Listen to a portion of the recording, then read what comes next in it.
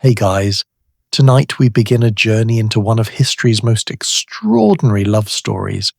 A love so powerful it literally changed the face of monarchy, shaped the destiny of Europe, and created traditions we still follow today. But here's what most people don't know. It all started with a 17-year-old girl who was desperately trying to avoid marriage, and a young German prince from a kingdom so tiny that the King of England called it irrelevant.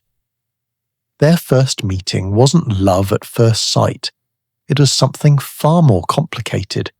And yet, against all odds, against political pressure, against even their own initial hesitations, these two teenagers would go on to create a bond so deep that when death finally came, one of them would spend 40 years in mourning, wearing black every single day, refusing to ever truly live again.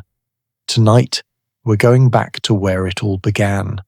April 1836, Kensington Palace, London. A birthday party that nobody realised would change history forever. So before we step into that palace together, I want to ask you something. If you're someone who loves real stories about real people, stories that remind us love is messy and complicated and beautiful all at once, would you take just a second to hit that subscribe button?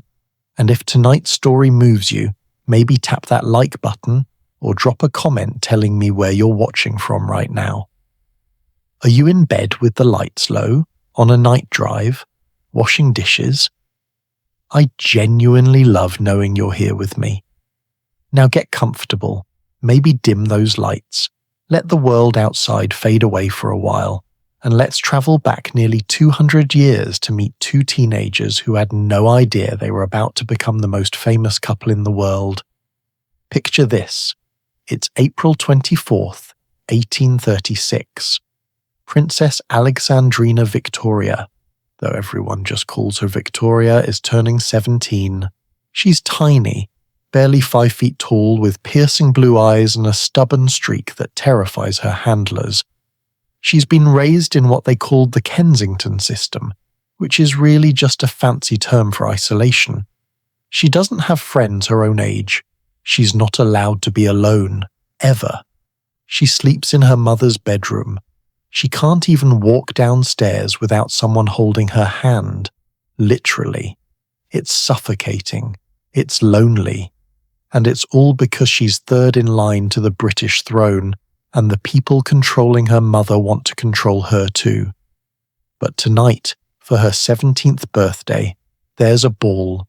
Music, dancing, hundreds of candles making everything glow. And among the guests are three people who will change everything. Her uncle Leopold, who's now the King of Belgium, and Leopold's nephews, Prince Ernest and Prince Albert of Saxe-Coburg and Gotha.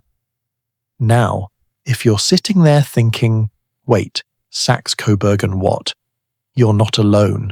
Even King William IV, who was ruling Britain at the time, thought this place was basically nowhere. It was a collection of small territories in what's now Germany, so minor on the European stage that suggesting Victoria marry into that family was, in William's words, beneath her station. But here's where it gets interesting. This meeting wasn't an accident. Uncle Leopold had been planning this moment for years. You see, Victoria's mother and Albert's father were siblings. Leopold saw an opportunity to strengthen his own family's influence by uniting these two branches. It was calculated, strategic, political. Except, and this is the beautiful part, nobody told the teenagers that. So when Victoria came down those palace stairs that evening and saw Albert for the first time, she had no idea she was looking at her future husband. She just saw a boy her own age who was, in her own words, extremely handsome. Let's pause here because I need you to understand how rare this was. This is 1836. Royal marriages weren't about love. They were about power, alliances, land, treaties. Princesses were traded like chess pieces. The idea that a future queen might actually be attracted to her intended spouse, that was practically revolutionary. And Victoria didn't just think Albert was cute, she was genuinely struck by him. Later that night she wrote in her diary, and I'm quoting directly from her actual journal, "He is extremely handsome. His hair is about the same colour as mine. His eyes are large and blue, and he has a beautiful nose and a very sweet mouth with fine teeth." Now, can we just take a moment to appreciate this? Here's a teenage girl, writing in her private diary, gushing about a boy's teeth. It's so normal, so human, so incredibly relatable. She's not thinking about political alliances or European power dynamics.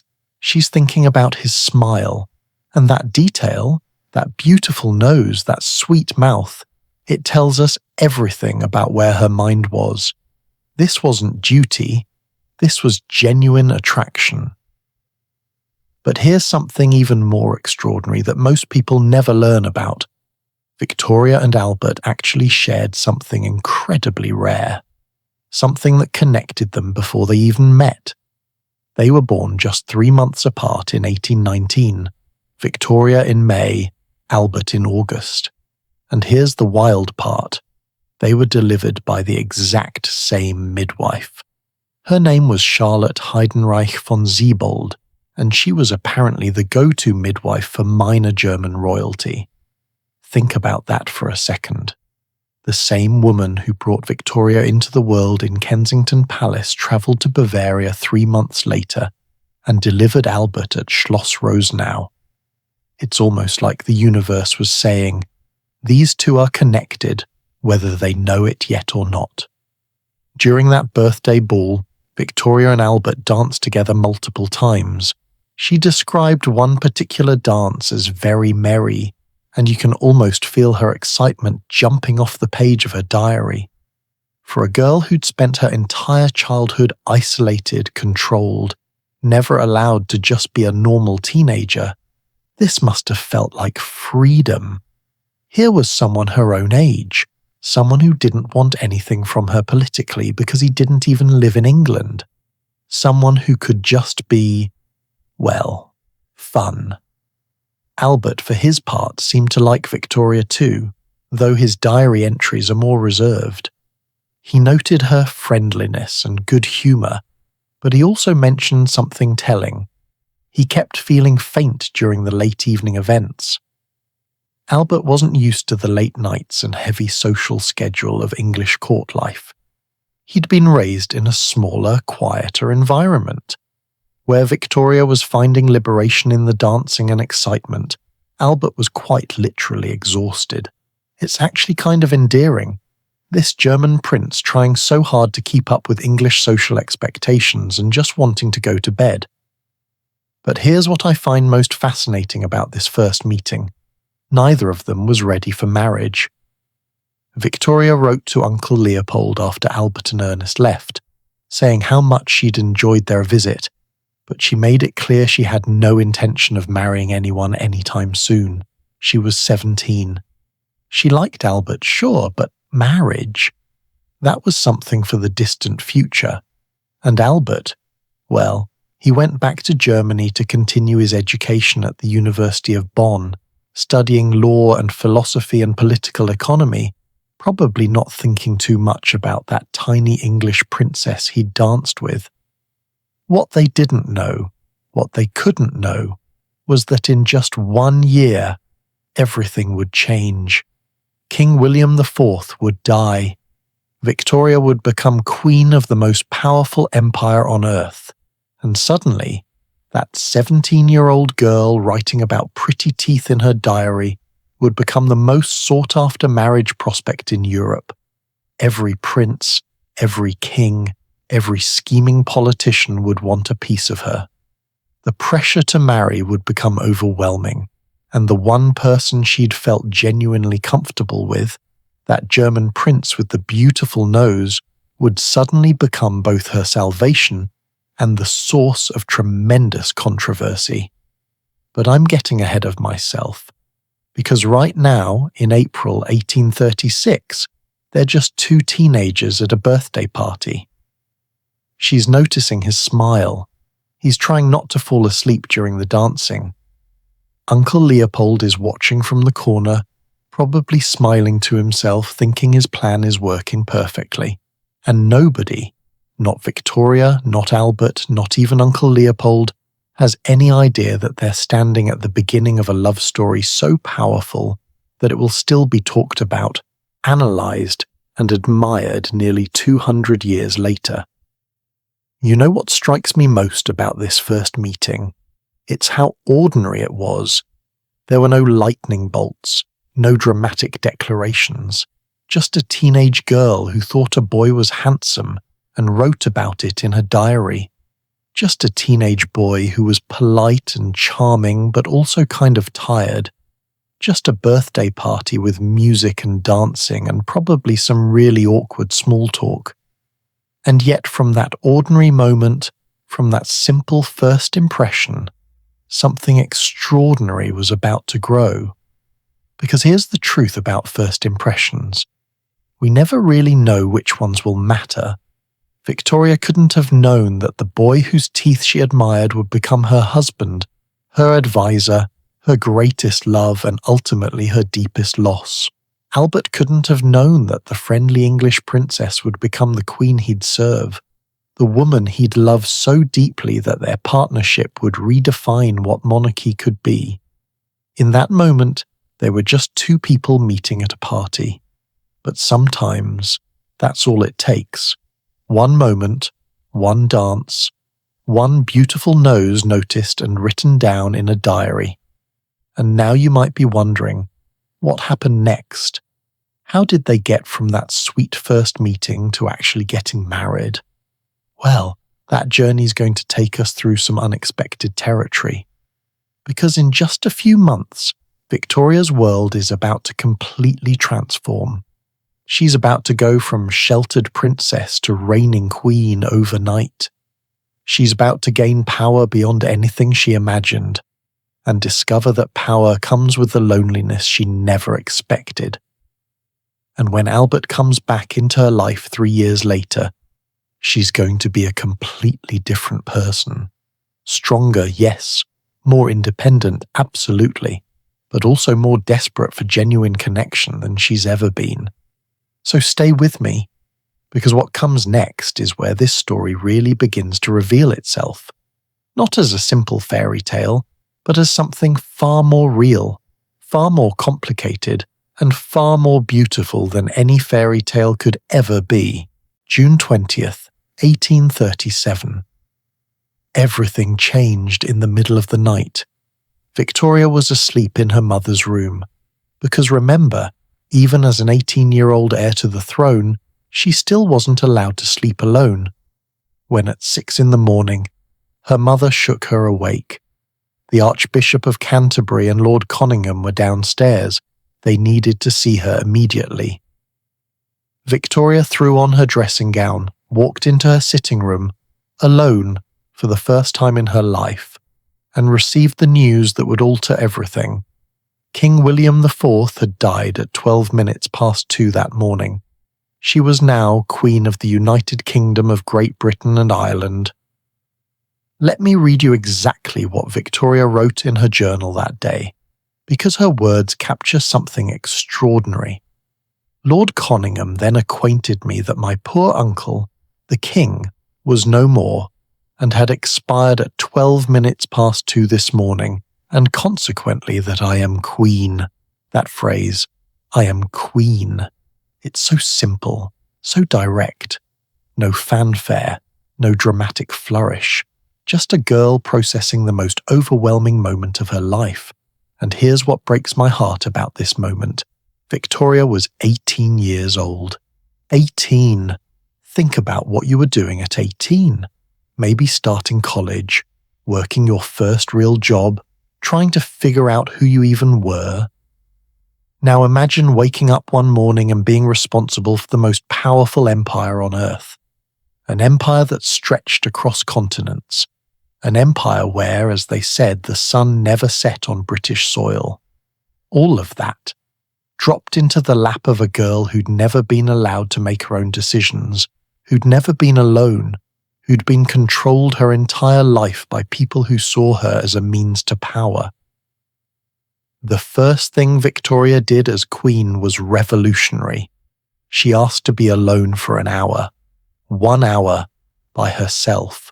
Nobody supervising her, nobody controlling her movements, nobody telling her what to do.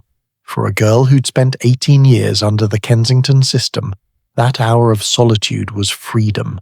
And in that hour, something shifted inside her. She'd been Princess Victoria, sheltered and controlled. Now she was Queen Victoria, and she decided, right then and there, that nobody would control her again. Within 3 weeks, she made an even more dramatic move. She left Kensington Palace and moved into Buckingham Palace. Now, you might be thinking, so what? She moved houses. But understand what this meant. Buckingham Palace had been sitting there for years, barely used. It was technically a royal residence, but no monarch had actually lived there as their primary home. Victoria became the first British sovereign to make Buckingham Palace the official royal residence, and it's been the heart of the British monarchy ever since. That decision, that move, was her way of saying, I'm starting fresh. I'm not living under anyone's shadow. This is my reign now, and the public loved her for it. On her coronation day, approximately 400,000 people lined the streets of London just to catch a glimpse of their new young queen. 400,000. In 1837, when London's population was only about 2 million, that means roughly 1 in 5 Londoners came out to see her. Victoria wrote in her journal about their good humour and excessive loyalty, and you can feel her surprise and delight jumping off the page. She'd spent her whole life isolated, and suddenly she was beloved. But here's where things get complicated, and this is where Victoria's story becomes something we can all relate to, even now. Because with all that power, all that freedom, all that public adoration, came something Victoria hadn't anticipated. Crushing loneliness. She was the queen. Nobody could tell her what to do. But that also meant nobody was truly her equal. Every conversation was formal. Every interaction was filtered through protocol. The very power that gave her freedom also built walls around her. And within months of taking the throne, people started asking the question that would haunt her for the next 3 years. When would she marry? And Victoria's response was essentially, not any time soon, thank you very much. See, Victoria had tasted independence, and she wasn't eager to give it up. Under British law and custom, a husband would have certain rights over his wife, even if that wife happened to be queen. Victoria loved being in charge. She loved making decisions. She loved the fact that for the first time in her life, she was the one with the power. Marriage felt like going backward, like voluntarily putting herself back under someone's control. In her own words, written to her Prime Minister Lord Melbourne, she said marriage was a shocking alternative to her current independence. Now, here's where I need to tell you about the political drama happening behind the scenes because it's absolutely wild. Remember King William IV who'd just died? Well, before he died, he'd been very vocal about who he thought Victoria should marry. And spoiler alert, it definitely wasn't Albert. William wanted Victoria to marry Prince Alexander of the Netherlands, son of the King of Orange. This made perfect political sense. The Netherlands was a strong ally, the House of Orange was prestigious, and Alexander was, on paper, a solid match. William actually invited Alexander and his brother to England in 1837 specifically to push this match forward.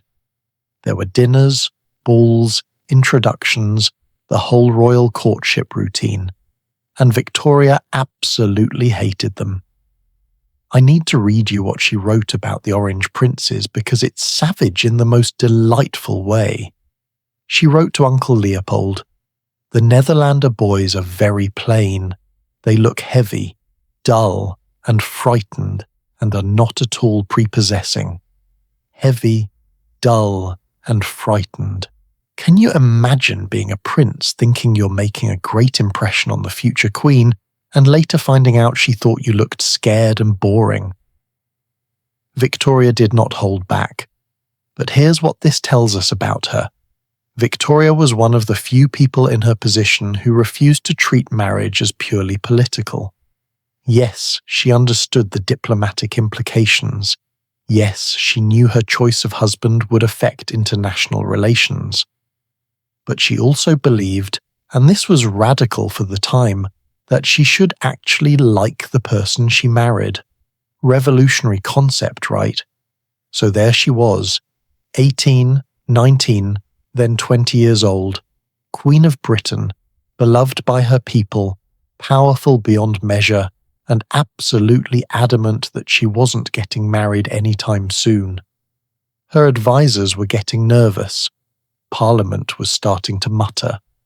The question of succession was becoming urgent. What if something happened to Victoria before she had an heir? But Victoria held firm, and honestly, I admire this about her. Because think about the pressure she was under. Every newspaper was speculating about her marriage. Every political figure had an opinion.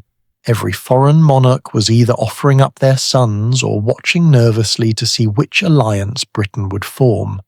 And through it all, Victoria basically said, "I'll get married when I'm ready, and not a moment before."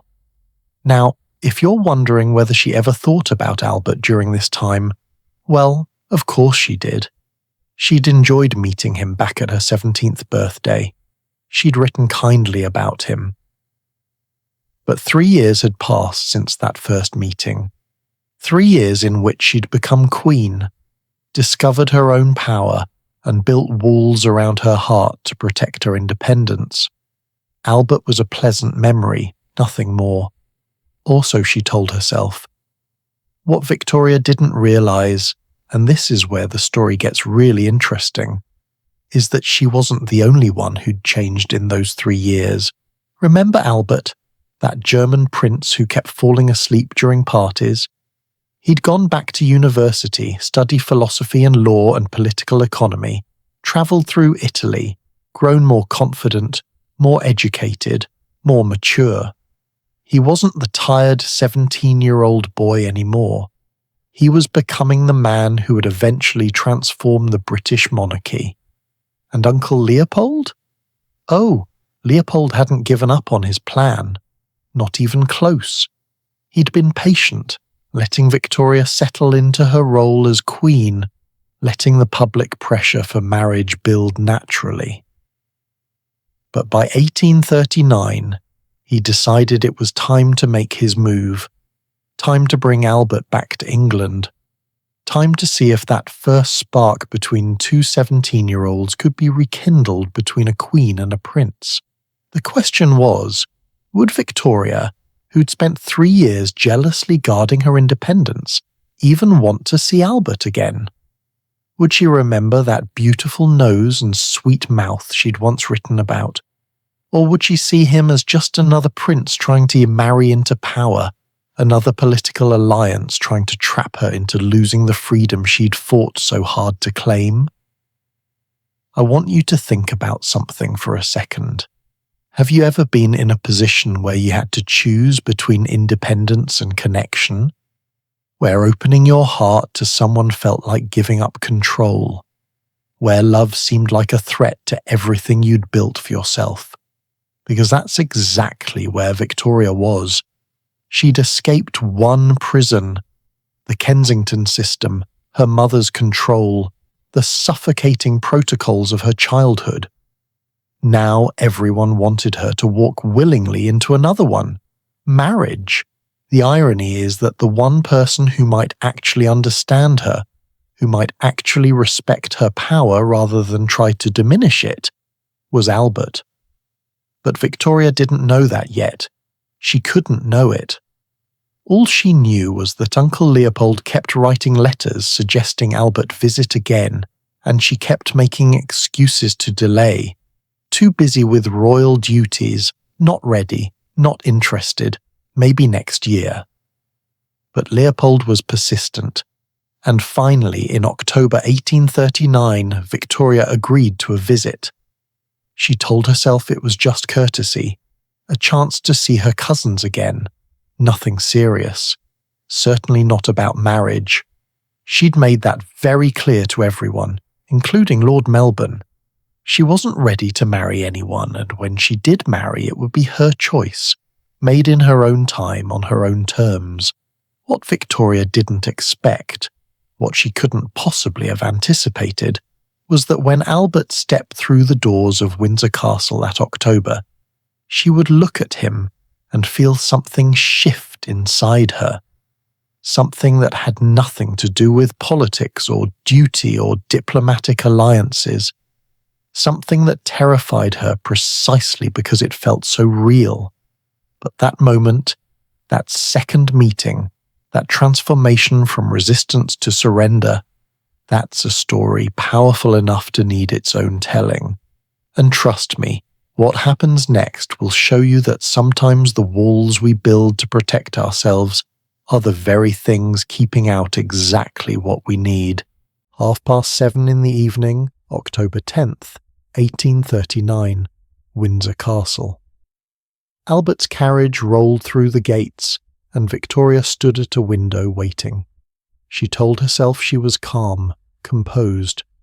This was just a courtesy visit after all.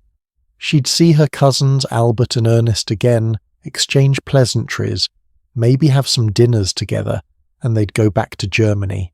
No pressure, no expectations, just a simple family reunion. And then Albert stepped out of the carriage, and Victoria's carefully constructed composure shattered into a million pieces. Later that night she grabbed her journal, and I love this about her.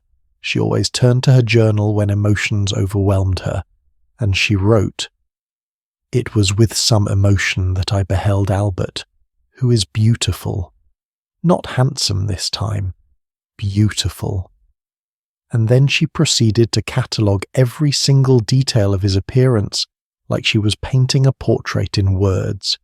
His charming eyes, his pretty mouth and delicate mustachios and slight but very slight whiskers, his beautiful figure with broad shoulders and a fine waist.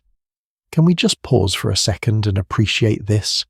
Here's the Queen of Britain, one of the most powerful people on earth, and she's in her room writing about a man's waist, his shoulders, the exact style of his facial hair.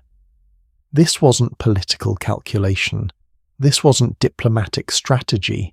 This was a 20-year-old woman completely blindsided by attraction she hadn't expected and definitely hadn't planned for. Because here's what had happened. Albert had changed. 3 years ago he'd been a sweet but somewhat awkward 17-year-old who kept falling asleep at parties. Now he was 20. He'd travelled through Italy, studying art and architecture.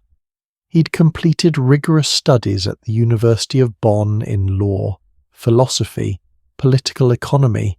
He spoke multiple languages fluently, German and English obviously, but also French and Italian. He was cultured, educated, confident in a way he hadn't been before, and Victoria, who'd spent 3 years around politicians and courtiers and people who wanted things from her, suddenly found herself face to face with someone who was genuinely impressive without trying to impress her. The next few days were a whirlwind. Victoria arranged private dinners. They talked about music. Both of them loved it. They played piano together, their hands moving across the keys in duets that felt intimate in a way conversation couldn't quite capture. Victoria watched Albert interact with her court, noticed how graceful he was, how thoughtful, how he seemed to understand the nuances of political discussion without being pushy about his opinions. Every moment she spent with him, she felt something she hadn't felt in 3 years of being queen. She felt seen, not as a crown, not as a political opportunity, just as Victoria. By October 14th, just 4 days after Albert arrived, Victoria had made up her mind. She told Lord Melbourne, her Prime Minister and closest confidant, "My mind is made up about marrying dearest Albert." Now, if you've ever made a big life decision really quickly, you know that feeling of certainty mixed with terror. That voice in your head saying, "This is right. I know this is right. But oh my God, what am I doing?" That's where Victoria was. She knew she wanted to marry Albert. But there was a massive, unprecedented problem. She was the Queen, and under British royal protocol, nobody could propose to a reigning monarch. Think about what this meant. For all of history, in almost every culture, men proposed to women. That was the natural order of things, right? The man gets down on one knee, asks the question, the woman says yes or no. But Victoria couldn't wait for Albert to propose because he literally wasn't allowed to. The protocol was absolute. You don't propose to your queen. It would be presumptuous, inappropriate, possibly even treasonous. So if this marriage was going to happen, Victoria would have to break with centuries of tradition and ask him herself. Have you ever had to make the first move in a relationship? Even in our modern world, with all our talk about equality, it can be terrifying, right? Now imagine you're doing it in 1839, when gender roles were rigid as stone, when women, even queens, were expected to be passive and receptive, never forward or aggressive. And imagine the whole world is watching. Every word you say will be recorded, analysed, gossiped about in every court in Europe. The pressure must have been absolutely crushing. But Victoria did it anyway. On October 15th, 1839, she summoned Albert to her private room, just the two of them, and she proposed. I need to read you exactly what she wrote in her journal that night, because it's one of the most beautiful and human things I've ever read. She wrote, "I told him it would make me too happy if he would consent to what I wished, to marry me. We embraced each other over and over again, and he was so kind, so affectionate. Oh, to feel I was, and am, loved by such an angel as Albert was too great delight to describe." Can you hear the joy in those words, the relief? She'd taken this enormous risk, broken protocol, put her heart on the line, and he said yes. Not because he had to, not because it was politically advantageous, though obviously it was, but because, as she wrote, he loved her, and she could feel it. But here's where the fairy tale hits reality. Hard. Because the moment Victoria and Albert's engagement became public, all hell broke loose politically. Remember, Albert was from Saxe-Coburg and Gotha, which most British politicians and citizens saw as basically irrelevant on the European stage. There were immediate questions. What title would he have? What would his role be? And most contentiously, how much money would Parliament grant him? Now this is where it gets really messy. Back in 1816, when Princess Charlotte, the former heir to the throne, had married Prince Leopold, Parliament had granted Leopold an allowance of £50,000 per year. 50,000. That was the precedent. So naturally Victoria assumed Albert would receive the same. Parliament said absolutely not. They offered him £30,000. Victoria was furious. She fought tooth and nail for Albert to receive the full 50,000. She gave speeches, she lobbied politicians, she made it clear this was deeply important to her. And you know what? She lost. Parliament voted, and Albert got £30,000. It was a direct insult, a way of telling both Victoria and Albert, he's not important enough, he's not British enough, he doesn't deserve equal treatment. But that humiliation was nothing compared to what came next. Victoria wanted Albert to have the title of king. Not king in the sense of ruling, she would still be the monarch, but king as a title, a recognition of his status as her husband and consort. She believed, and these are her words, that he ought to have this title. It made sense to her. They would be partners. Why shouldn't he have a title that reflected that partnership? The Chancellor shut her down immediately. Want to know why? Because in the British hierarchy of titles, king outranks queen. If Albert became king, even just in title, it would technically make him superior to Victoria. And Parliament wasn't about to let a German prince outrank their British queen. So Albert would be prince consort, not king, just prince. And it would take 17 more years, 17 years, before Victoria could even formally grant him the title Prince Consort as an official designation. For 17 years he was just His Royal Highness Prince Albert, not even Prince of the United Kingdom, just Prince Albert, as if he were some minor noble who'd married well. Now, I want you to think about this from both of their perspectives, because this is where their love story becomes so much more complex and real than any fairy tale. From Victoria's side, she'd finally opened her heart to someone. She'd taken the terrifying step of proposing, of making herself vulnerable, and now Parliament was publicly disrespecting the man she loved, paying him less than precedent demanded, denying him a title she felt he deserved. Every insult to Albert felt like an insult to her judgment, her choice, her love, and there was nothing she could do about it. For all her power as queen, she couldn't override Parliament on this. It was one of her first real lessons in the limits of constitutional monarchy. From Albert's side, imagine leaving your home country to marry someone you care about, knowing you'll never rule in your own right, never have real political power, always be in your wife's shadow.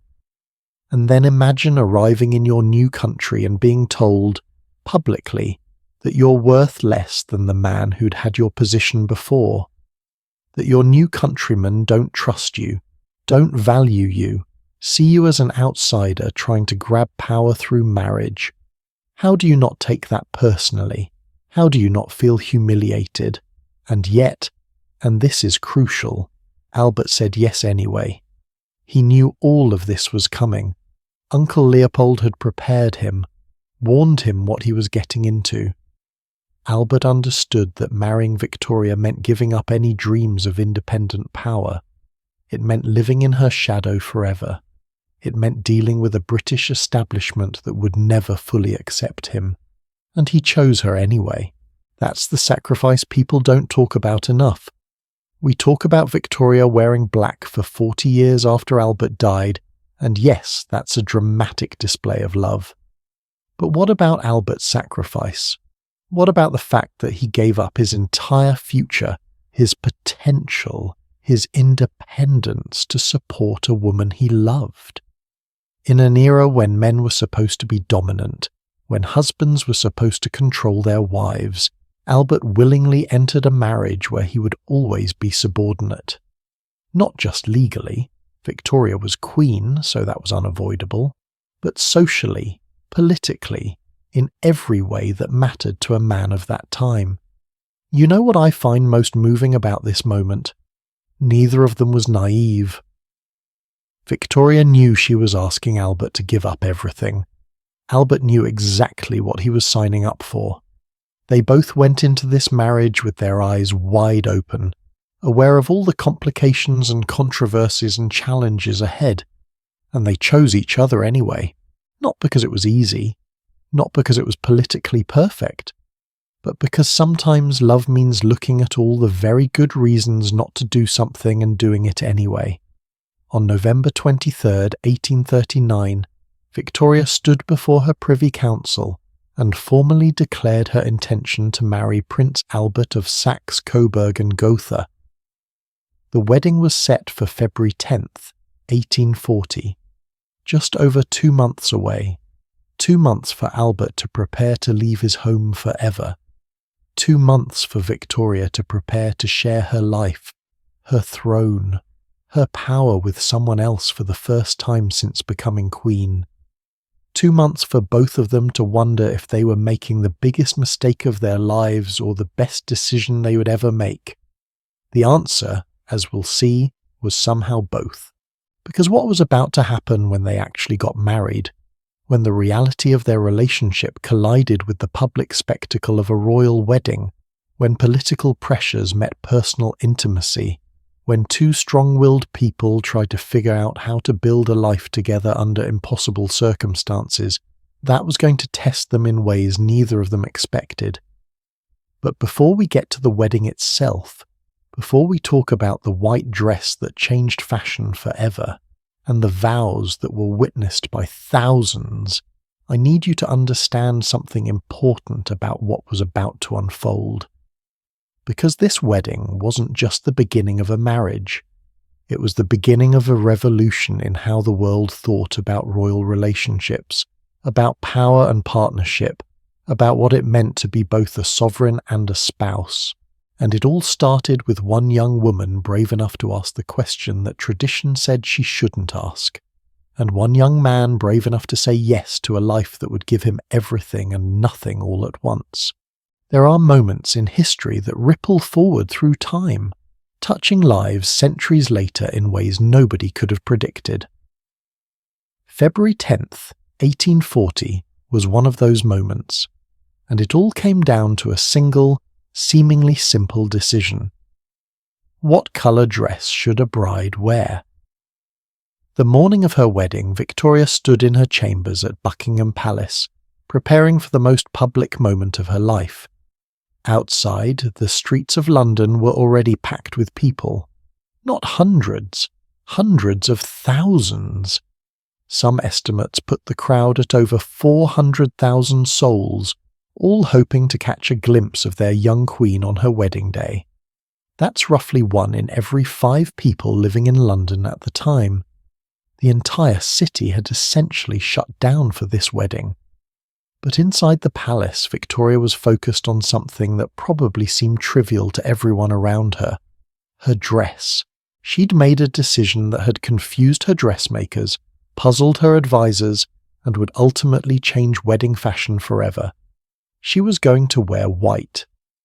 Now, if you're sitting there thinking, well, duh, of course a bride wears white, I need you to understand something crucial.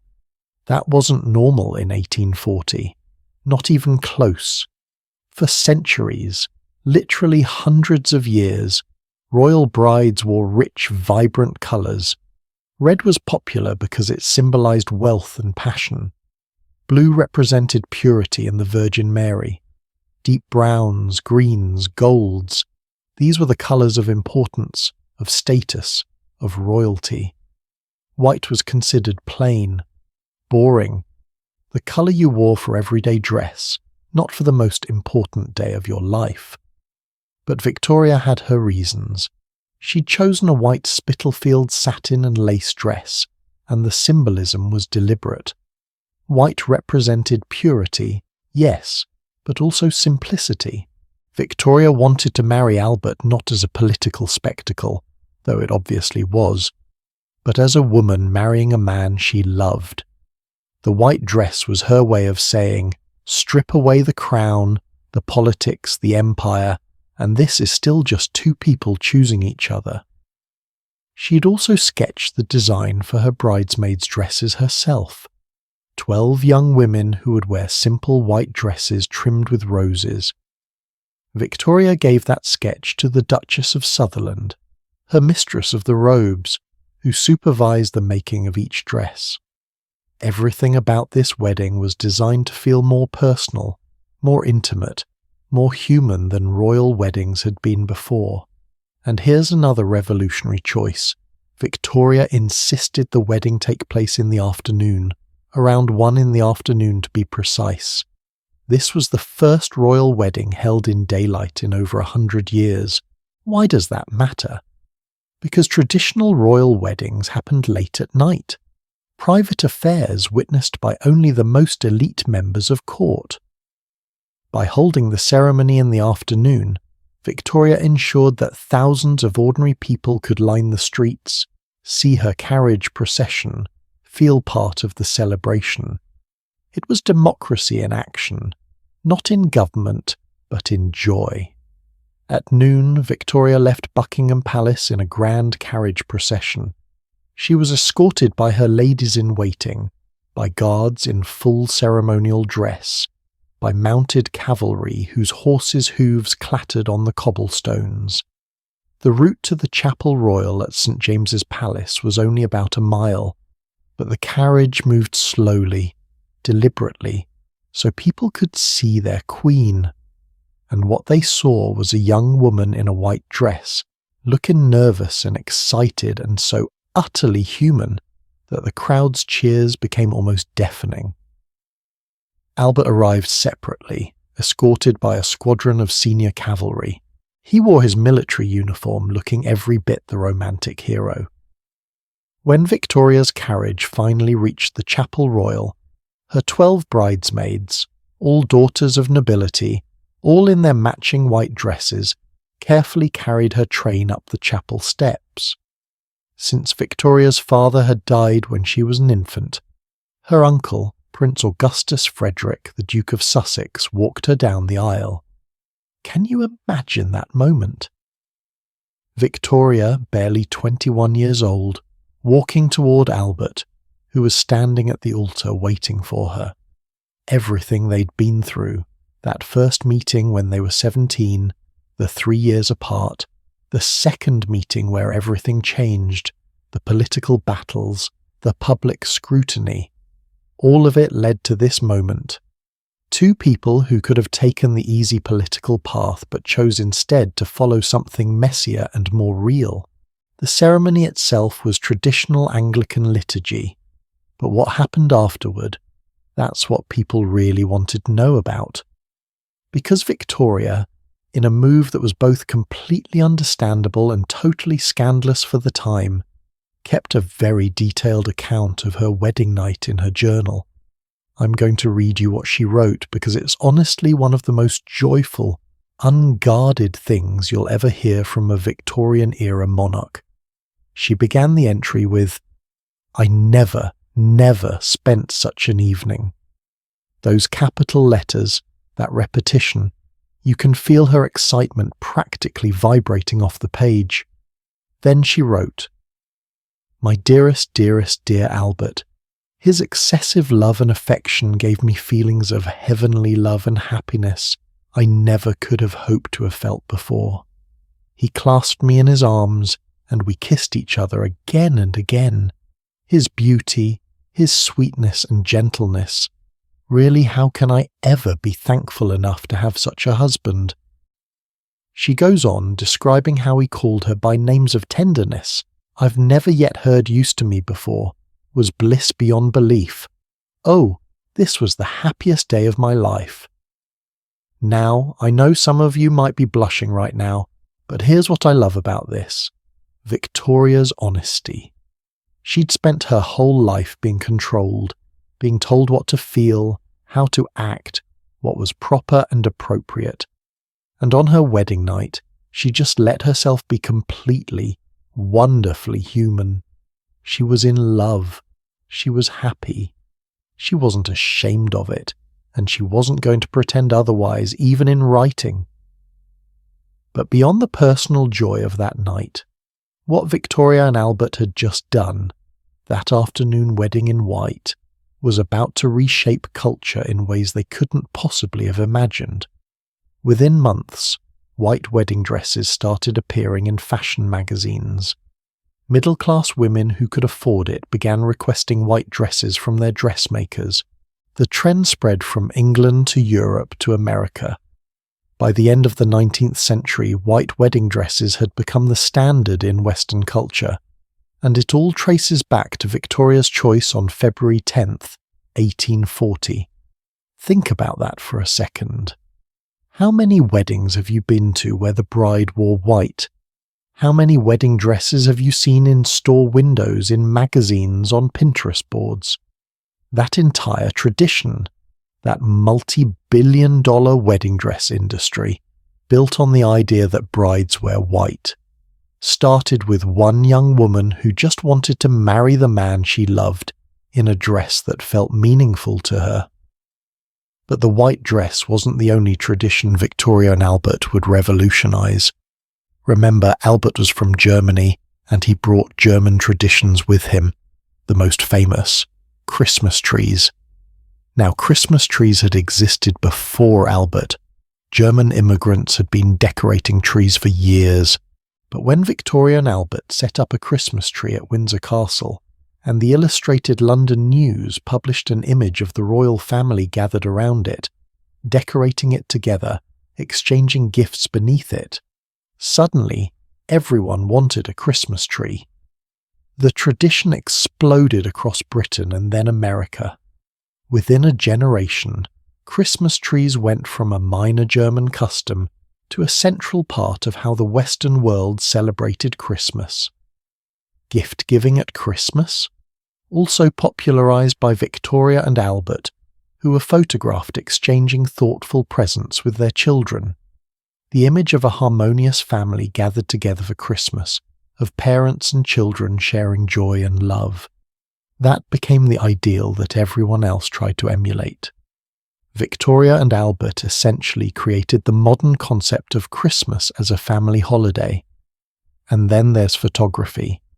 Victoria and Albert were absolutely obsessed with the new technology of photography. They commissioned portraits constantly, both formal ones for public distribution and private ones just for themselves. They arranged photo albums together. They gave each other photographs as gifts for birthdays and holidays. There's even this incredibly romantic photograph from 1854 where Albert was photographed by Brian Edward Dupper, and Victoria, as a birthday present to Albert, had herself photographed by the same photographer while holding Albert's photograph. She's literally holding a picture of him while posing for her own picture. If that's not the 1800s equivalent of couple selfies, I don't know what is. These photographs did something revolutionary. They made the royal family visible and relatable. For the first time in history, ordinary people could see what their monarch actually looked like beyond formal painted portraits. They could see Victoria and Albert at home in ordinary clothes, playing with their children, looking like any other family, just with better furniture and more servants. It humanized the monarchy in a way that had never been possible before, and people loved them for it. The public ate up these images of domestic happiness.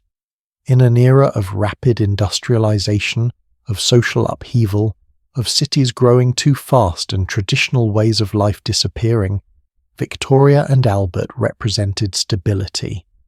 They represented the idea that amidst all the change, some things, love, family, partnership, remained constant and good.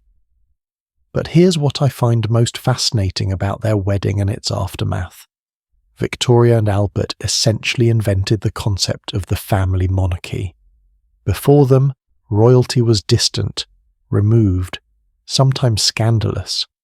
George IV, Victoria's uncle, had been a disaster, extravagant, unfaithful, wildly unpopular. The monarchy's reputation had been in serious trouble. Victoria and Albert transformed it by modelling domestic virtue. They showed that a monarch could be powerful and moral, that royalty could set an example not through divine right, but through actual behaviour worth emulating. And the middle class, the growing, increasingly powerful middle class of Victorian Britain, saw themselves reflected in Victoria and Albert's marriage. Not the wealth, obviously, not the palaces or the titles, but the values, hard work, education for children, partnership in marriage, moral uprightness. The middle class was building Britain's economy, driving its expansion, and they wanted to believe their values mattered. Victoria and Albert validated that belief by living those values themselves, or at least by appearing to. Now, was it all genuine? Was their marriage really as perfect as those photographs and public appearances suggested?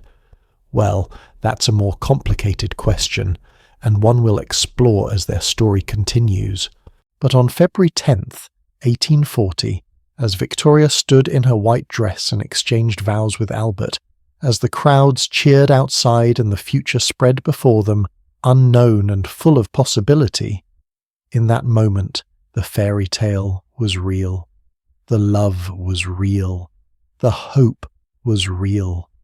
And when they left for their honeymoon, just 2 days at Windsor Castle, because Victoria insisted she couldn't abandon her royal duties for longer, they carried with them not just their personal happiness, but the expectations of millions. They'd shown people a new vision of what marriage could be, what monarchy could be, what love looked like when it was allowed to flourish in public view. The question was, could they live up to that vision? Could two people, no matter how much they loved each other, sustain that image of perfect partnership under the crushing weight of public scrutiny and royal responsibility? Could Albert find meaning and purpose in a role that gave him no real power? Could Victoria share her throne, her decisions, her very identity with someone else after fighting so hard for independence? The answers would unfold over the next 21 years, years of extraordinary triumph and hidden struggle, of public adoration and private conflict, of a partnership so complex and so profound that even now, almost 2 centuries later, we're still trying to understand what made it work. And what that partnership created, the empire they influenced, the family they built, the legacy they left, that would shape not just Britain, but all of Europe in ways both beautiful and tragic. But first, they had to figure out the most basic, most difficult thing: how to actually be married to each other, how to navigate the reality behind the fairy tale, and that reality, as it turns out, was going to be far more challenging than either of them expected. The honeymoon lasted exactly 2 days. 2 days! Most newlyweds would want weeks, maybe months, to just be together away from the world.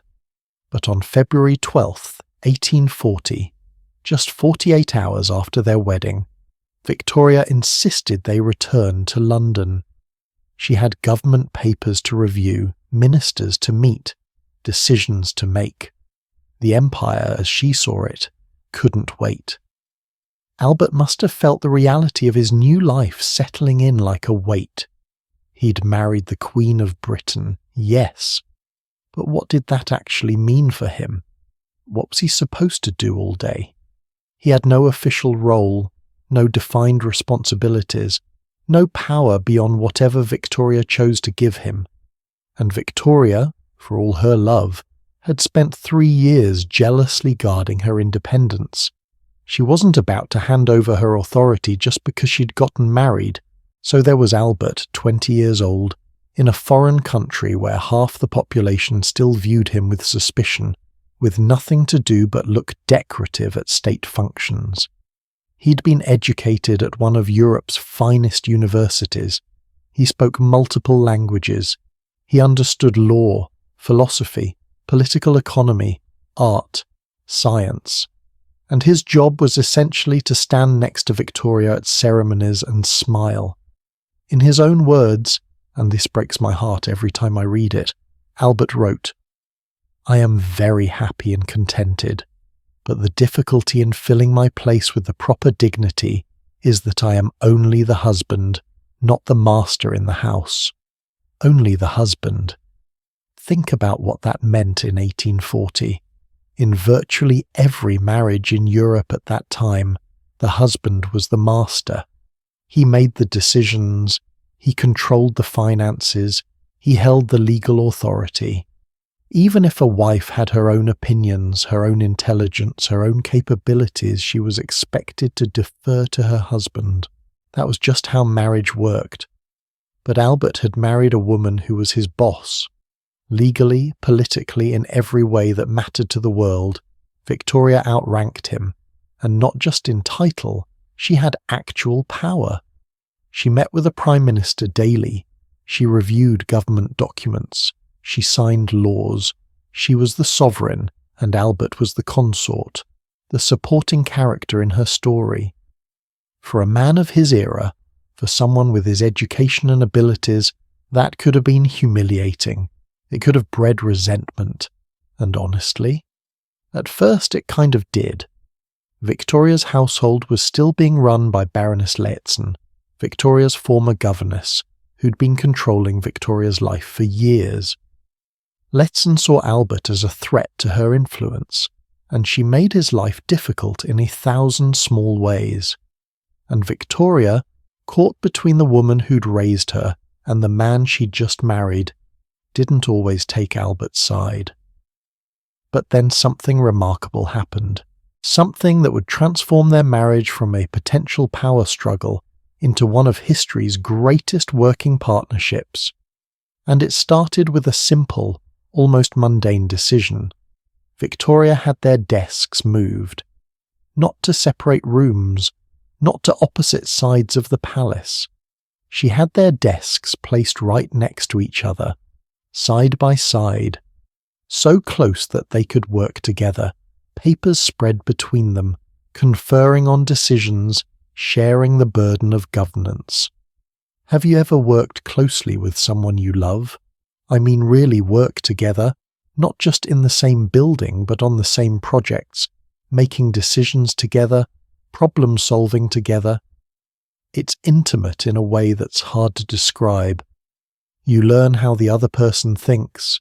You develop a shorthand. You start finishing each other's sentences. That's what Victoria and Albert did.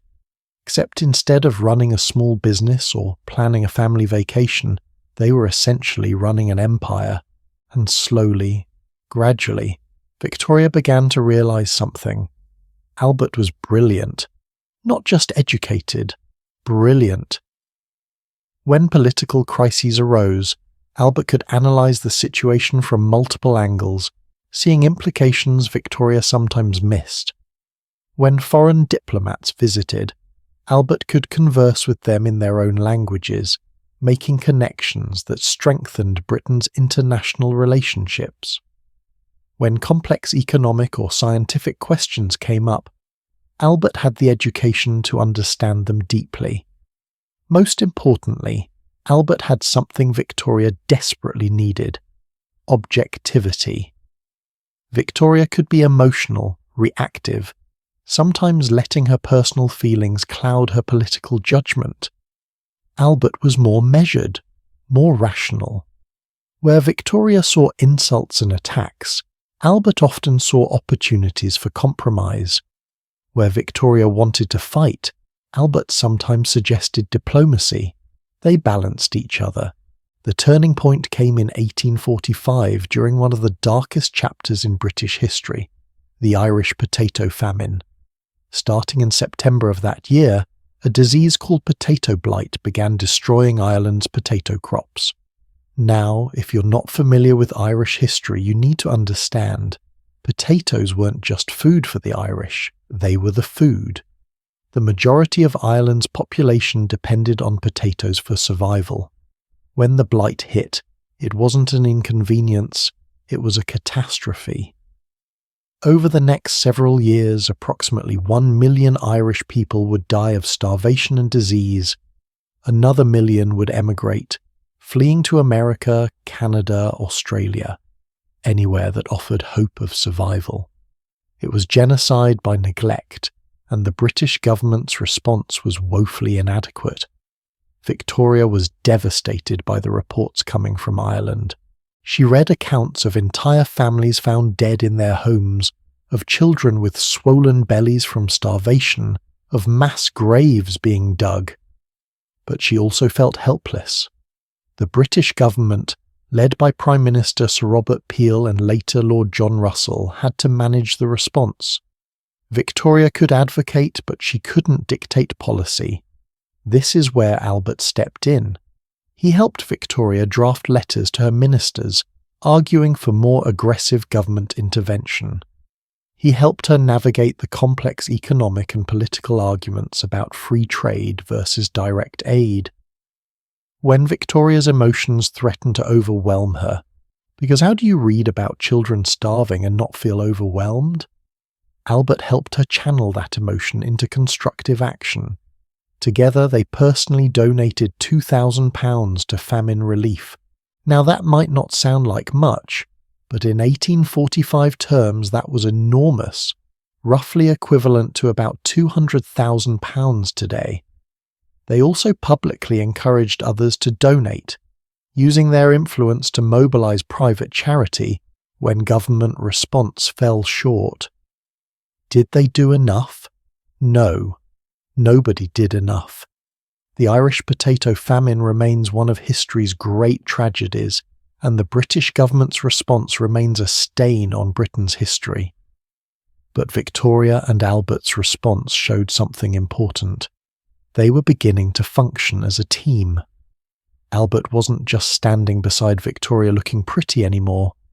He was helping her think through complex problems, helping her be a better queen. And Victoria noticed. She started relying on Albert more, asking his opinion more, including him in more meetings. By the late 1840s, Albert was essentially functioning as Victoria's private secretary, reviewing documents before she saw them, meeting with ministers on her behalf, helping draft her correspondence. He still had no official title reflecting this role. Remember, he was just Prince Albert, not even formally Prince Consort yet, but functionally he'd become indispensable. The British establishment, which had been so dismissive of Albert when he'd first arrived, slowly began to change their tune. They saw how hard he worked. They saw his intelligence. They saw that he wasn't trying to control Victoria, but rather to support her. And they saw that Victoria, with Albert's help, was actually becoming a more effective monarch. But Albert's crowning achievement, the moment that would transform him from that German prince to a beloved national figure, came in 1851 with the Great Exhibition. Picture this. Albert has an idea. What if Britain hosted an international exhibition showcasing the latest innovations in industry, science, technology, and art from around the world? Not just British innovations, innovations from every country. A celebration of human progress and achievement, all gathered in one place. It would demonstrate Britain's leadership on the world stage while also fostering international cooperation and cultural exchange. It was ambitious, it was unprecedented, and initially, a lot of people thought it was a terrible idea. Critics worried about the cost, about foreigners flooding into London, about the logistics of building a structure large enough to house such an exhibition. The satirical magazine Punch ran cartoons mocking the whole concept. But Albert believed in it, and he threw himself into making it happen with an energy and dedication that surprised everyone. He chaired the organising committee himself. He met with architects, engineers, manufacturers, foreign diplomats. He worked 14, 16-hour days for months on end. This wasn't ceremonial involvement. Albert was personally managing the details of one of the largest public events Britain had ever attempted. The result was the Crystal Palace, built in Hyde Park. Designed by Joseph Paxton, it was a marvel of Victorian engineering, a massive structure of glass and iron, covering about 19 acres, with over 900,000 square feet of exhibition space. It was like nothing anyone had ever seen. A palace made of light and air, modern and almost magical. The Great Exhibition opened on May 1st, 1851. Over the next 5.5 months it would attract more than 6 million visitors. 6 million. In a country whose total population was only about 20 million. That means nearly 1 in 3 people in Britain visited the exhibition, and they came from all classes. Wealthy aristocrats, yes, but also middle-class families, working-class people who saved for months to afford the train fare to London. And what they saw inside was breathtaking. Over 100,000 exhibits from around the world. The Koh-i-Noor diamond from India, machinery from America, textiles from France, scientific instruments from Germany, works of art from across Europe. Visitors could see steam engines and hydraulic presses, daguerreotypes and telescopes, sculptures and paintings. They could witness the cutting edge of human achievement all in one place.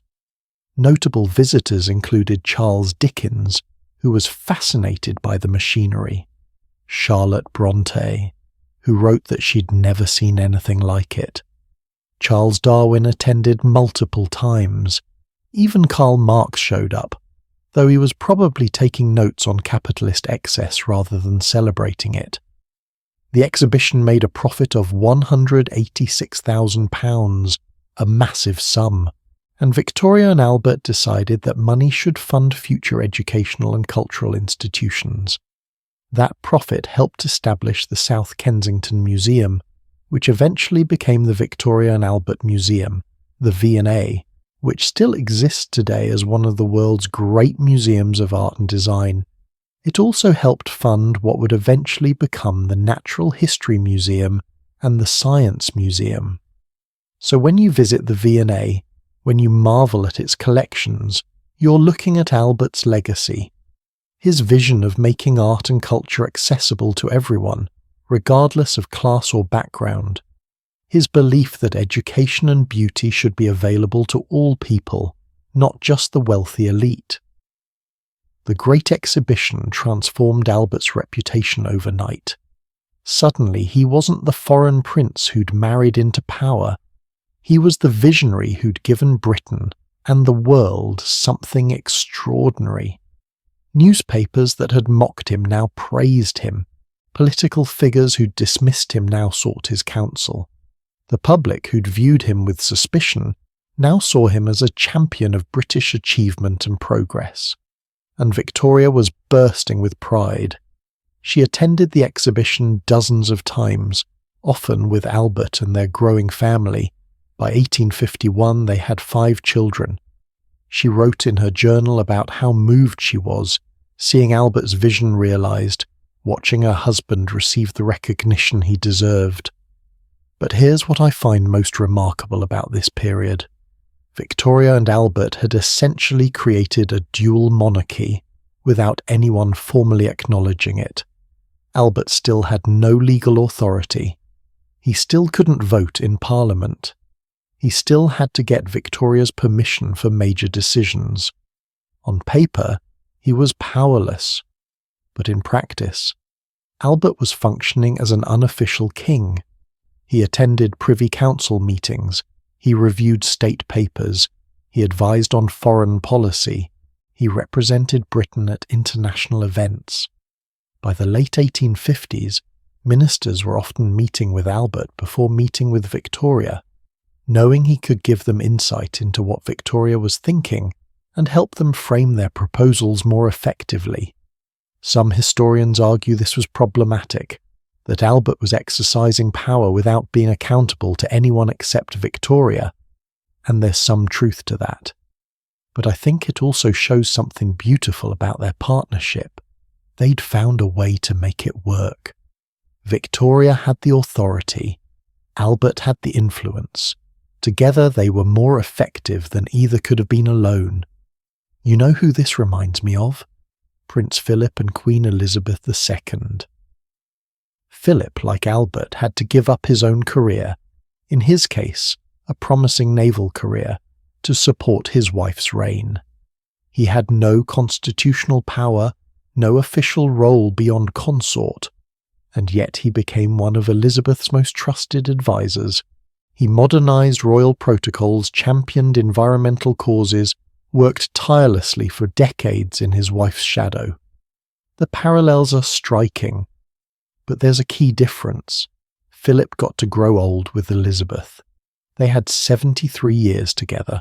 Albert and Victoria would get only 21, and the tragedy of what was coming, the loss that would break Victoria's heart and change the course of British history, makes their working partnership even more poignant. Because they were building something together, this vision of what monarchy could be, what partnership could look like, what love in action meant. And just when they'd figured it out, just when they'd become this perfectly balanced team, everything was about to fall apart. But I'm getting ahead of the story again, because before tragedy struck, there was still so much life to be lived, children to raise, 9 of them eventually, which was its own kind of adventure and challenge, arguments to have, because even the greatest partnerships involve conflict, joys to celebrate and sorrows to endure. And through it all, these 2 desks pushed together, these 2 people working side by side trying to do something that had never been done before. Build a marriage where power was shared, where both partners mattered, where love and duty weren't opposites but 2 sides of the same extraordinary coin.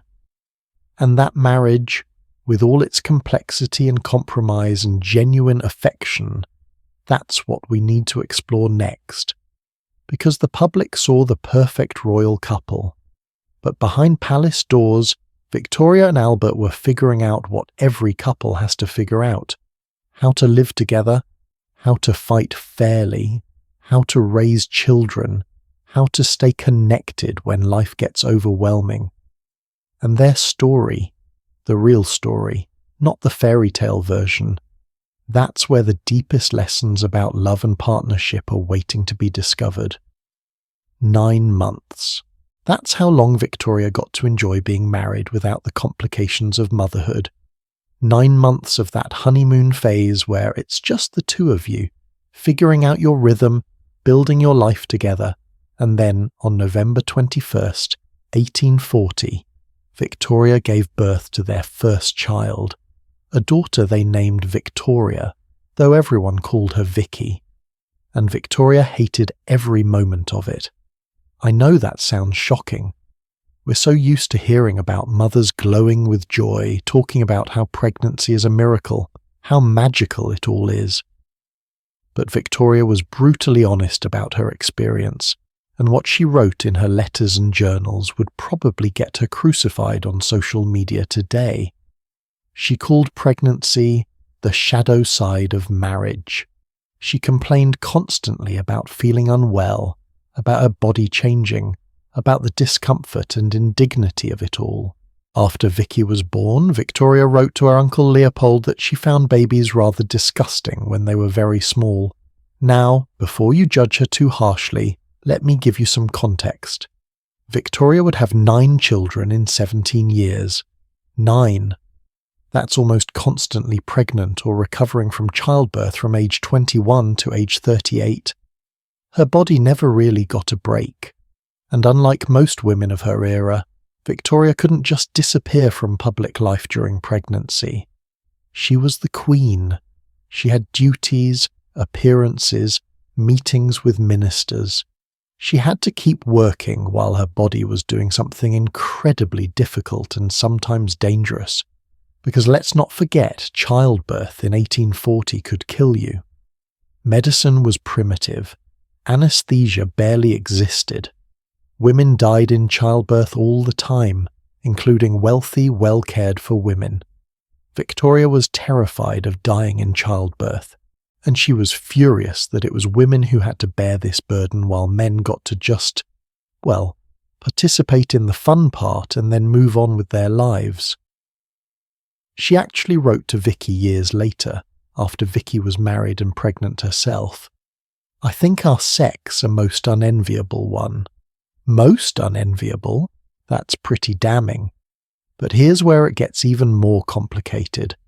Victoria didn't just struggle physically with pregnancy and childbirth, she struggled mentally. Today, we'd probably diagnose her with postpartum depression, a condition that affects roughly 1 in 7 women after giving birth, though in Victoria's time, it had no name and no treatment. You were just expected to push through it. and Victoria couldn't push through it. After some of her pregnancies, especially the later ones, she had what her physicians delicately called hysterical episodes. We're talking about violent mood swings, uncontrollable rages, moments where she completely lost her composure. She would scream at Albert, at her ladies-in-waiting, at anyone who happened to be nearby. She would throw things. She would say cruel, cutting things she didn't mean. And here's what makes this truly heartbreaking. Victoria's doctors started whispering that maybe she'd inherited her grandfather's madness. You know who I'm talking about, right? King George III, who ruled Britain during the American Revolution and eventually descended into what historians now believe was likely porphyria, a metabolic disorder that can cause psychiatric symptoms. But in the early 19th century, everyone just called him Mad King George. He'd had episodes where he'd rave and rant, where he couldn't recognize his own family, where he had to be physically restrained. It was one of the great scandals and tragedies of the British monarchy. And now doctors were looking at Victoria, the granddaughter of George III, having these violent outbursts after childbirth and thinking, oh no, it's happening again. The madness is hereditary. The Queen might be going insane. Can you imagine living with that fear? Not just the fear that you might be losing your mind, but the knowledge that if you are, it could destroy the monarchy's reputation, that your children might inherit this tendency, that the entire country is watching you, judging your every action, looking for signs that you're unfit to rule. And Albert had to manage all of this. He was 20, 21, 22 years old during these early crises, barely more than a kid himself, and he had to figure out how to support a wife who was sometimes so volatile, he didn't know what would set her off. He couldn't confide in anyone without risking Victoria's reputation. He couldn't seek help without admitting weakness that their political enemies could exploit. What he did was remarkable. He wrote Victoria notes, gentle, patient notes that he'd slip under her door after particularly bad episodes. There's one that survived, and I need to share it with you because it shows both the depth of the problem and Albert's extraordinary compassion. He wrote, "If you are violent, I have no other choice but to leave you and retire to my room in order to give you time to recover yourself. Then you may send for me if you please." Read between the lines there. Victoria was being violent, not just verbally but potentially physically. Albert's solution wasn't to fight back, wasn't to assert his authority as her husband, wasn't to threaten or punish. He simply removed himself from the situation and gave her space to calm down. Then, and this is crucial, he made it her choice to reconnect. "You may send for me if you please." He gave her control even in her moments of least control. That's not the behavior of someone exercising power over a spouse. That's the behavior of someone trying desperately to preserve his partner's dignity while protecting both of them from harm. And remember, this was 1840-something. Men were expected to control their wives, to demand obedience, to use force if necessary. Albert rejected all of that. He chose patience instead of domination, understanding instead of judgment. But let's be clear, this situation was not okay. Victoria's mental health struggles were real and serious, and she needed help that didn't exist yet. The tragedy is that she was suffering from something biological, hormonal changes after childbirth, possibly exacerbated by the stress of her position, and instead of getting medical treatment, she got moral judgment. Instead of understanding that postpartum depression is a medical condition, people whispered about madness and weakness and unfitness for the crown. How many women throughout history have suffered the same way? How many have been called crazy or hysterical or unstable when they were actually experiencing treatable medical conditions? How many have been shamed for struggling with motherhood when the real problem was lack of support, lack of understanding, lack of basic medical knowledge about what pregnancy and childbirth do to a woman's body and brain? Victoria was one of the most powerful women in the world, and even she couldn't escape that judgment. Imagine what it was like for ordinary women with no resources, no supportive partners, no voice to speak their truth. But here's something beautiful that came out of this struggle. Victoria and Albert became passionate advocates for better education and care for children, precisely because they understood how difficult parenting could be. They didn't want their children to suffer the isolation and control that Victoria had experienced. They wanted something better. In 1845, they bought Osborne House on the Isle of Wight as a private family retreat. And Albert, being Albert, didn't just buy a house. He redesigned it, supervised the building of a new wing, created formal gardens, remodelled the grounds. He was building something, a place where their family could be normal, or as normal as a royal family could be. The most innovative thing they did was the Swiss cottage, built in 1853 to 1854. This wasn't a playhouse in the traditional sense. It was a miniature house where the royal children could learn practical skills. The boys had their own garden plots where they grew vegetables, learning about agriculture and biology. The girls learned cooking in a real working kitchen. They all learned carpentry, building things with their own hands. This was revolutionary. Royal children didn't do manual labour.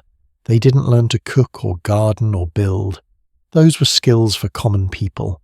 But Victoria and Albert believed their children needed to understand how the world actually worked.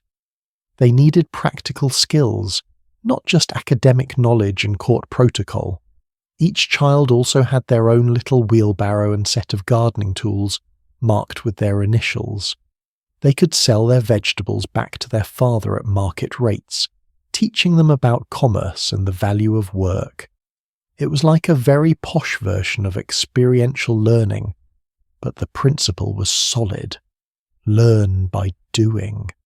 Understand the world through your own efforts, not just through books and tutors.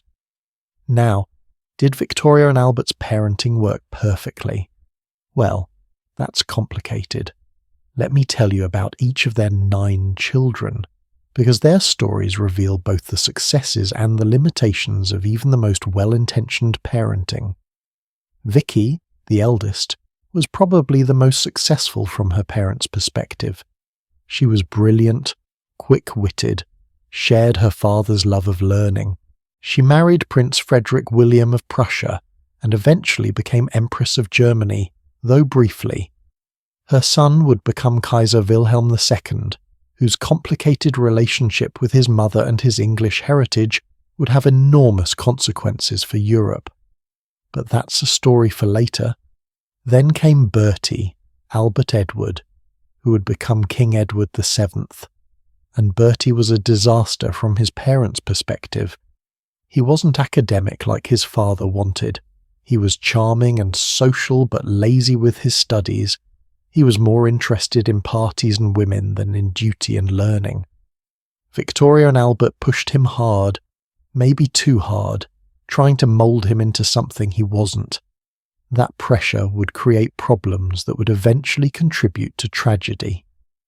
After Bertie came Alice, who would marry into German royalty and become a champion of nursing and social causes. Then Alfred, who joined the Royal Navy and had a successful military career. Helena, who married a minor German prince and focused on charity work. Louise, who was artistic and independent and refused several marriage proposals before finally marrying a Scottish duke. The first British monarch's child to marry a subject rather than royalty since 1515. Arthur, who had a distinguished military career.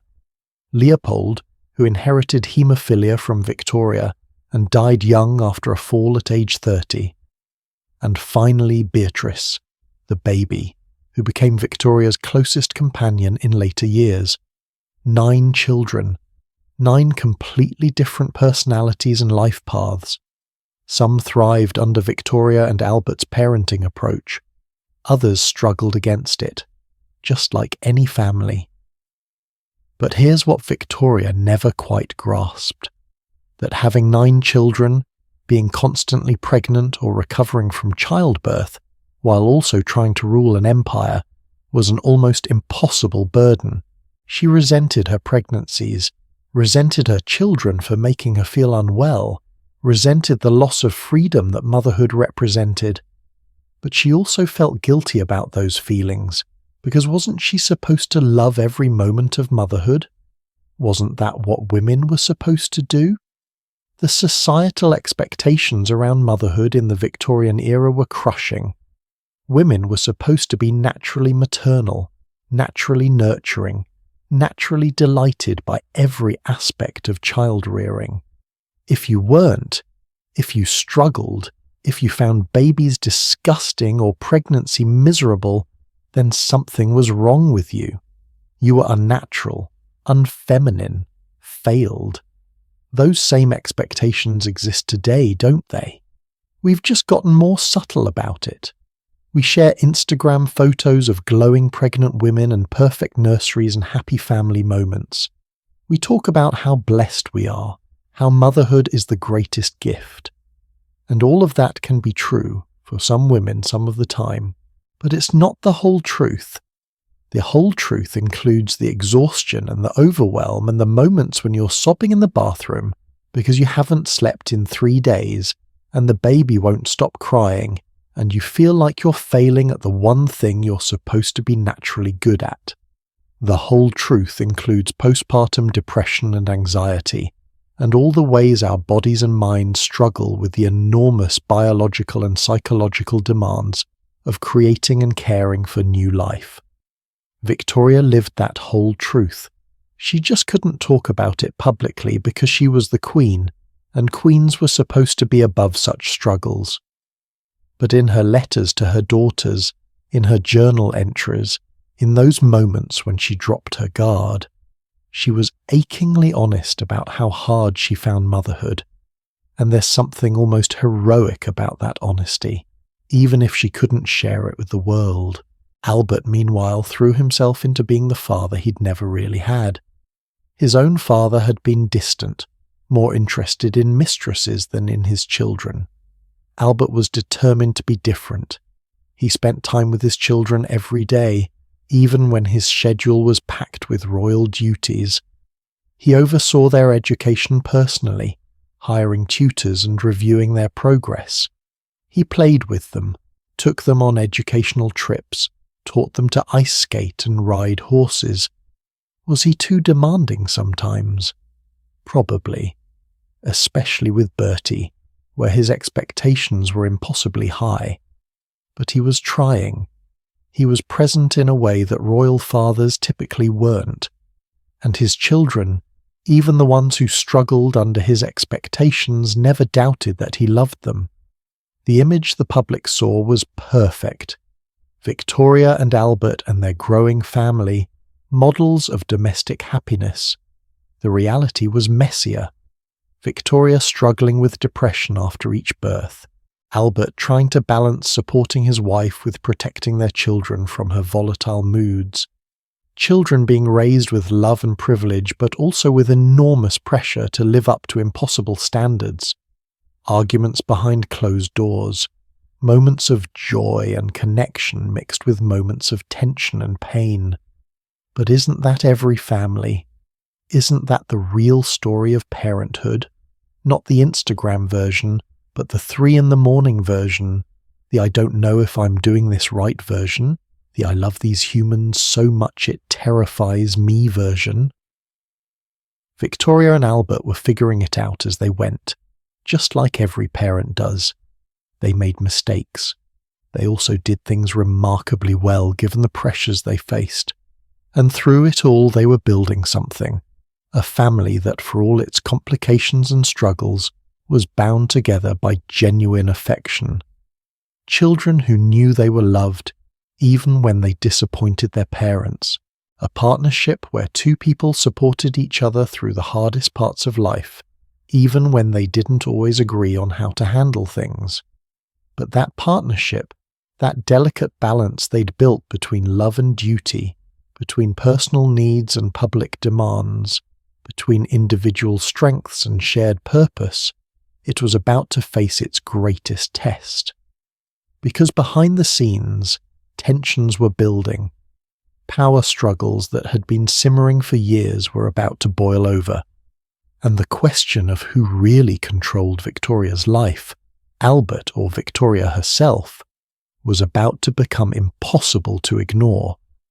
Behind every great love story, there's a power struggle, and Victoria and Albert's marriage was no exception. Here's something most people don't realise. For the first 2 years of their marriage, Victoria and Albert fought constantly. Not little disagreements, fierce, bitter arguments that sometimes lasted for days. Arguments about money, about influence, about who got to make decisions, about something that sounds trivial but absolutely wasn't. Who controlled Victoria's household? Because there was a third person in their marriage. Her name was Baroness Louise Letson, and she'd been Victoria's governess since childhood. Letson had been there through Victoria's isolated, controlled upbringing. She'd been Victoria's ally against her mother and Sir John Conroy when they'd tried to dominate her. She'd been Victoria's confidant when Victoria became queen at 18 with no one else to trust. For Victoria, Letson wasn't just a servant. She was family. She was safety. For Albert, Letson was the enemy. Think about it from Albert's perspective. He arrives in England as Victoria's husband, expecting to have some role in managing their household, their life together. That's what husbands did in 1840. That was the natural order of things. But Victoria's household was run by Letson, who controlled everything from the daily schedule to which servants had which responsibilities to when and what Victoria ate. Letson had keys to all the rooms. She managed all the finances. She decided who could see Victoria and when. And Letson made it crystal clear that she saw Albert as an intruder, someone trying to steal Victoria away from her, someone who couldn't be trusted. The battles over this got ugly, really ugly. There's a famous incident from 1842 involving their eldest daughter Vicky, who was about 2 years old at the time. Vicky had been sick, running a fever, not eating properly. Albert thought the nursery was too hot, that Vicky needed fresh air and a cooler environment. Letson insisted the child needed to be kept warm and quiet. This wasn't just a disagreement about childcare. It was a proxy war for who had authority over Victoria's family. Albert went to Victoria and demanded that Letson be removed from managing the nursery. Victoria refused. They fought about it for days. Victoria defended Letson with the same fierce loyalty she'd always shown. Albert saw this as Victoria choosing Letson over him, choosing the past over their future together. Have you ever been in a relationship where someone from your partner's past, an ex, a family member, a long-time friend, seemed to come between you? Where you felt like you were constantly competing for attention and influence? That's where Albert was, except in his case, the person he was competing with had literally raised his wife, and had Victoria's complete trust and devotion. It came to a head in September 1842. Albert gave Victoria an ultimatum: either Letson goes, or I cannot function in this marriage. And he didn't just say it in the heat of an argument, he put it in writing. A formal letter laying out all the ways Letson's presence was damaging their marriage, their children's well-being, and Victoria's effectiveness as queen. Victoria was torn apart. On one side was the woman who'd protected her through her difficult childhood, who'd never asked anything in return except to continue serving her. On the other side was her husband, whom she loved, the father of her children, her partner in ruling an empire. She chose Albert, and it nearly broke her heart to do it. Letson was pensioned off, given a generous retirement package and sent to Germany. Victoria wrote her heartbroken letters for years afterward. She never stopped feeling guilty about it, but she'd made her choice. Her marriage had to come first, even if it meant losing someone she considered family. And something shifted after that. Something fundamental in the power dynamic between Victoria and Albert. See, for the first 2 years of their marriage, Victoria had been very clear. She was the queen, and Albert was her husband, and those were two separate things. She made the final decisions on everything. She controlled the money. She determined what Albert could and couldn't do. When Albert wanted to reorganize the household accounts, which were an absolute mess by the way, Victoria initially refused because she saw it as him trying to control her. But after the Letson situation, Victoria started to let go, gradually, reluctantly, but definitively. She started trusting Albert with more decisions, started asking his opinion not as a courtesy, but because she genuinely wanted his counsel, started deferring to him on household matters, on children's education, on financial management, on social arrangements. By 1842, just 2 years into their marriage, Albert had become what he'd said he could never be, the master in the house. Not through force or demands, but through patience and persistence and proving himself indispensable. Here's what's fascinating about this from a modern perspective. Victoria essentially adopted the Victorian ideal of wifely submission. Despite being queen, despite having more power than literally any other woman in the world, she chose to present herself publicly and privately as a dutiful, obedient wife who deferred to her husband's superior wisdom. And historians still debate whether this was genuine or performance. Did Victoria really see Albert as her superior? Or did she strategically adopt that persona because it made their political partnership work more smoothly? I think the truth is somewhere in between. Victoria loved Albert. She admired his intelligence, his education, his calm rationality that balanced her emotional reactivity. She genuinely believed he was better equipped to handle certain aspects of governance than she was, but she also recognized that their partnership worked better when she wasn't constantly asserting her authority, when she let Albert feel like he had real power and influence. In her letters, Victoria often referred to Albert as her lord and master. She wrote things like, "I am but a woman and need guidance." She presented herself as weak and dependent on Albert's strength. But, and this is crucial, she never actually gave up her constitutional authority as monarch. The final say on government matters was always, legally and practically hers. She just chose to exercise that authority in consultation with Albert. It's a brilliant political move when you think about it. By publicly embracing traditional gender roles in her personal life, Victoria made herself more acceptable to a society that was deeply uncomfortable with the idea of female authority. "Look," she was saying, "I might be queen, but I'm still a proper woman who knows her husband is her superior. I'm not threatening the natural order of things, but behind closed doors." Behind closed doors, Victoria and Albert were building something more equal than that public image suggested. Yes, Albert had enormous influence. Yes, Victoria relied on him heavily, but she never became the passive, submissive figure she sometimes portrayed herself as. When they disagreed on important matters, she held her ground. When she felt strongly about a political decision, she made the choice she thought was right, even if Albert disagreed, and they still fought. Oh, did they fight! Victoria's temper didn't disappear just because Letson was gone. She could still be volatile, emotional, sometimes cruel in anger. And Albert had his own stubborn streak, his own moments of frustration and resentment.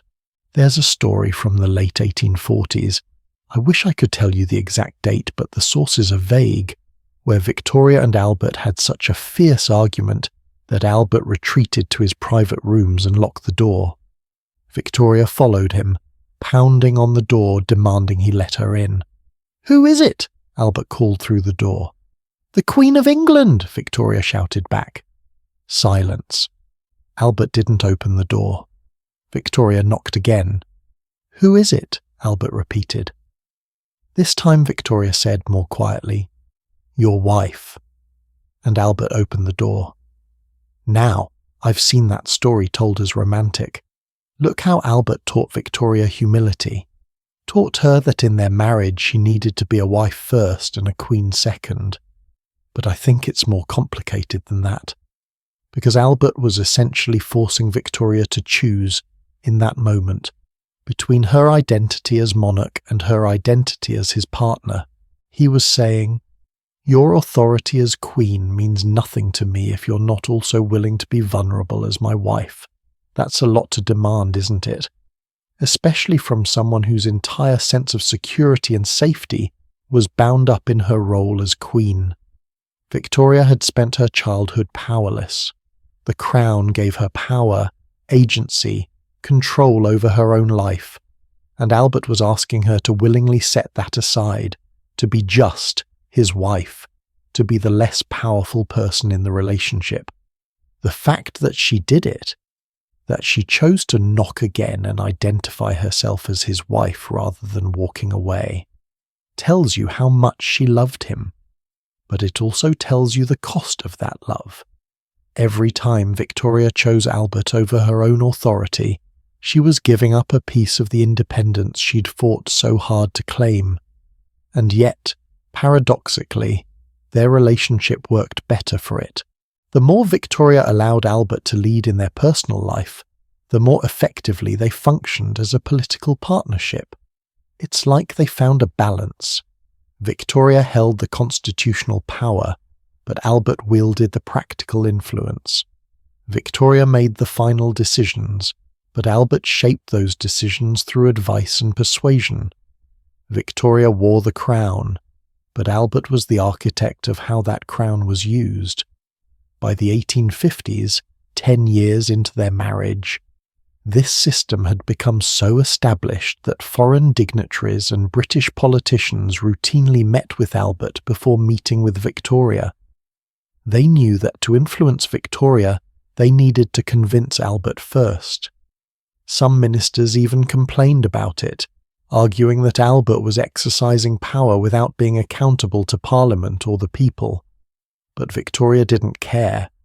As far as she was concerned, Albert's role was her choice to grant, and she trusted him completely.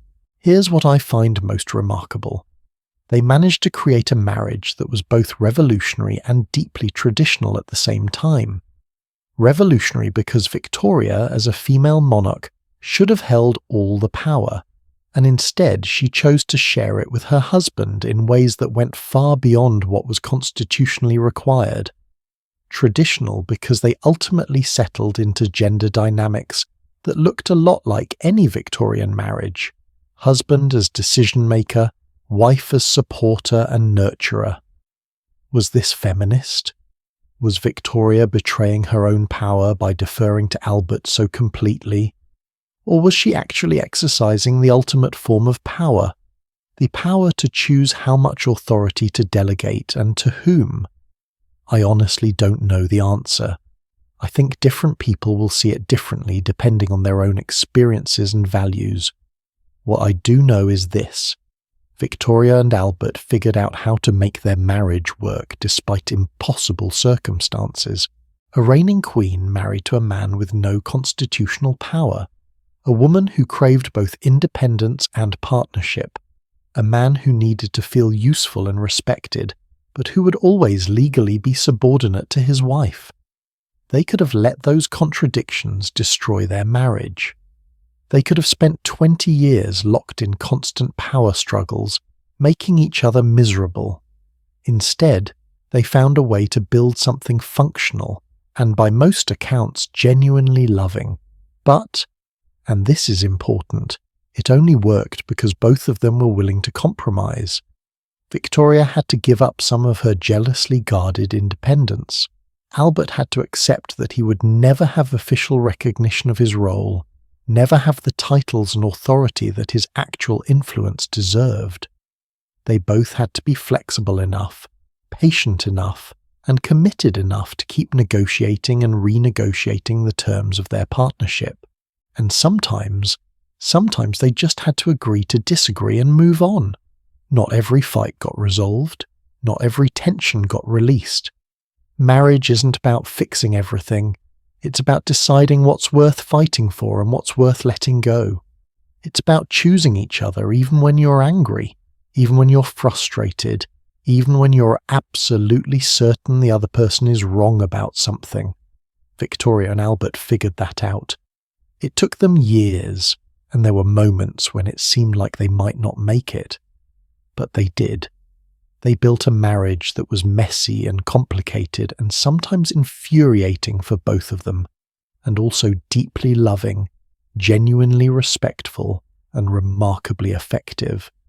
And just when they'd finally found their rhythm, just when they'd figured out how to balance power and partnership, independence and intimacy, duty and desire, just when everything was working, fate was about to deliver a blow that would test everything they'd built, because the greatest challenge to their marriage wasn't going to be the battles they fought with each other. It was going to be the battles they'd have to fight side by side, and what was coming would show them exactly what their partnership was made of. What do you do when you're living in the most conservative institution on earth, the monarchy, during one of history's most revolutionary periods, when the world around you is changing faster than anyone can keep up with, when steam engines are replacing horses, when telegraphs are making instant communication possible, when entire ways of life that had existed for centuries are disappearing almost overnight? If you're Victoria and Albert, you embrace it. You lean into the change. You become champions of progress. This is something people often miss about Victoria and Albert's partnership. They weren't just ruling during the Industrial Revolution. They were actively participating in it, promoting it, using their platform to push Britain toward the future. And a lot of that drive came from Albert, who was absolutely obsessed with science and technology in a way that was unusual for royalty. Most monarchs of that era saw science as something beneath them, something for academics and merchants to worry about. But Albert had studied at the University of Bonn, where he'd been exposed to cutting-edge thinking about chemistry, physics, economics, social reform. He understood that the world was changing, and he believed the monarchy needed to change with it, or risk becoming irrelevant. So Albert started doing something radical. He started bringing the future into the royal homes. Let me paint you a picture of what the average British home looked like in the 1840s, even wealthy homes. You lit your rooms with candles or oil lamps. You heated with fireplaces. If you needed to send a message to someone across town, you sent a servant on foot or on horseback. Communication between cities took days or weeks. The way people lived in 1840 wasn't that different from how people had lived in 1740 or even 1640. Now let me tell you about Windsor Castle and Buckingham Palace under Albert's influence. They had electric lighting, not everywhere, because the technology was still new and unreliable, but in key rooms powered by early generators. They had the electric telegraph installed, which meant Victoria could send and receive messages from government ministers almost instantaneously. No more waiting days for important news from distant parts of the empire. The telegraph made real-time governance possible. Think about what that meant politically. Before the telegraph, if there was a crisis in India or Canada or Australia, By the time news reached London, the situation might have changed completely. Decisions were always made on old information. But with the telegraph, Victoria and her ministers could respond to events as they were happening. It fundamentally transformed how Britain governed its empire, and Albert was the one pushing for this technology to be adopted. He saw immediately what it could do. While traditionalists in government were worried about the cost or the reliability, or the strange newfangled nature of it all, Albert was saying, "This is the future. We need to embrace it now, not wait until everyone else has already figured it out." But it wasn't just about technology for technology's sake. Albert believed deeply that innovation should serve human welfare, that progress should make people's lives better, not just more complicated or more profitable for industrialists.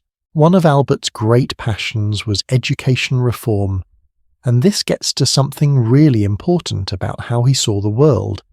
Albert believed that education should be available to everyone, not just the wealthy, that working-class children deserved schools, that women deserved education equal to men's. These were genuinely radical ideas in 1840-something. The British education system at that time was a mess. If you were wealthy, you could afford private tutors or send your sons, and only your sons, to elite schools. If you were middle class, there were some grammar schools, though the quality varied wildly. If you were working class, you were mostly out of luck. Some churches ran charity schools, but they were overcrowded and underfunded. The vast majority of British children received little or no formal education. Albert started using his influence to change that. He became patron of multiple educational societies. He gave speeches advocating for universal education. He helped establish scholarship funds so talented children from poor families could attend good schools.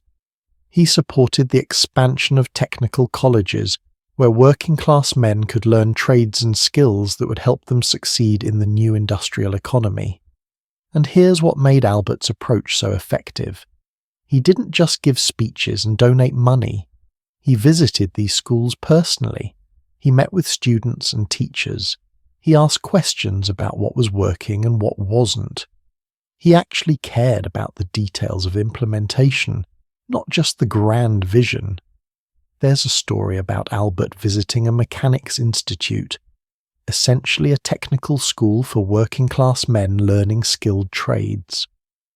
The administrators were nervous, trying to show him only the most successful students, the cleanest workshops.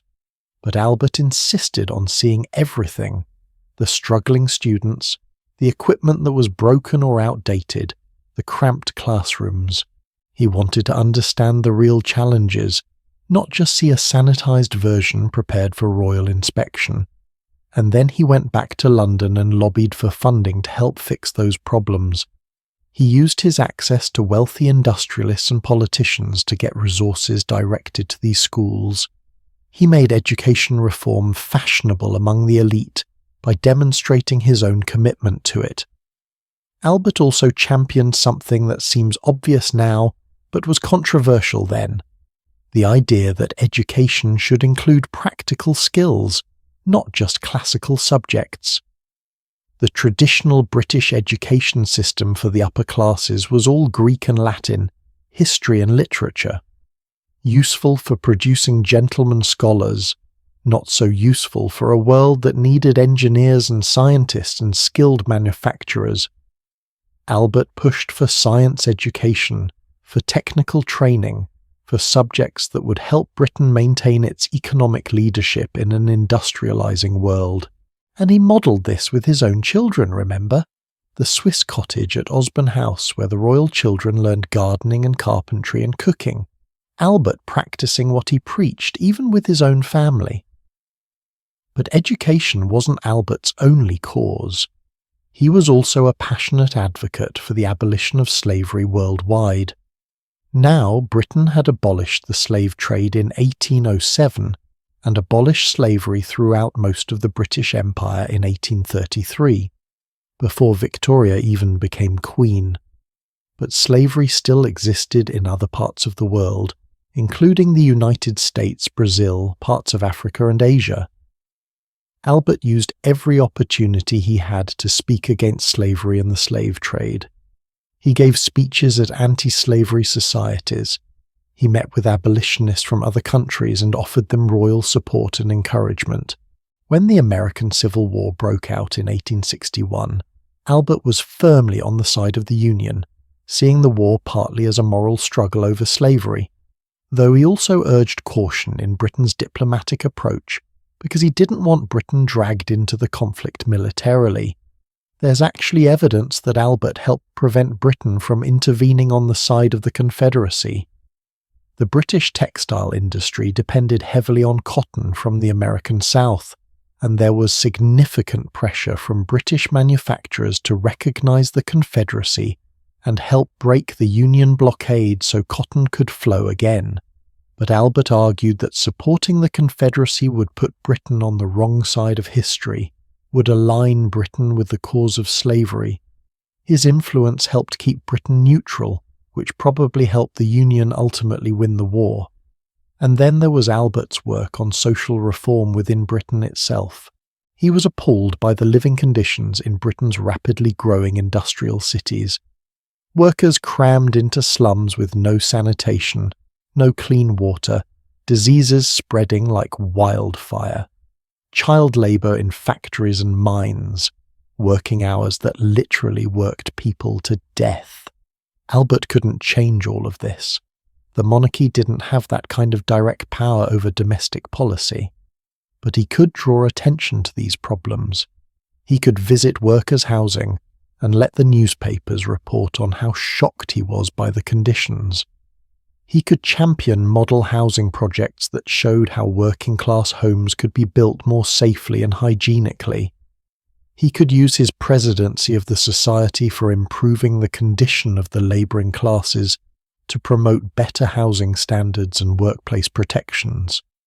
Was it enough? No. Was it more than most royals of that era even thought to attempt? Absolutely. Here's what I find beautiful about Albert's approach to all of this. He genuinely believed that the monarchy's role was to serve the people, not the other way around. That having privilege and position meant having responsibility to make things better. That you couldn't just enjoy the wealth and prestige of royalty without giving back, without using your influence for good. And Victoria supported all of this. She attended these events with Albert, listened to his speeches about education and social reform, met with the people he brought to Palace to discuss various causes. She let Albert use the monarchy's platform for these purposes. She validated his work with her presence and approval. Together, they transformed what it meant to be royal in the modern age. They showed that monarchy could be compatible with progress, with democracy, with social reform. That kings and queens didn't have to be distant, removed figures concerned only with ceremony and tradition. They could be engaged with the real problems of their time, could use their influence to push society forward.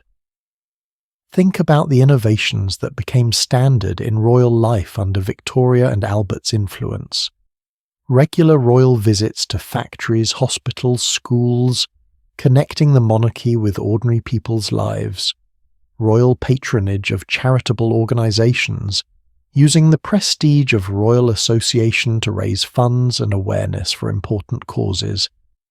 Making the royal family visible through photography and public appearances, demonstrating that royals were real people with values and commitments, not just symbols.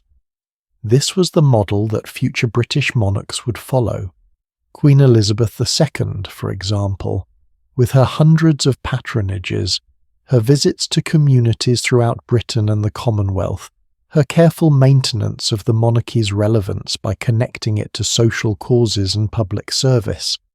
She was following the template that Victoria and Albert created, but here's what often gets lost in discussions of Albert's achievements. All of this work was exhausting. Albert was essentially doing the job of a full-time monarch without any of the constitutional authority or public recognition that came with that role. He was Prince Consort in everything but name for most of his life. Remember, Victoria didn't formally grant him that title until 1857, 17 years into their marriage. He worked constantly.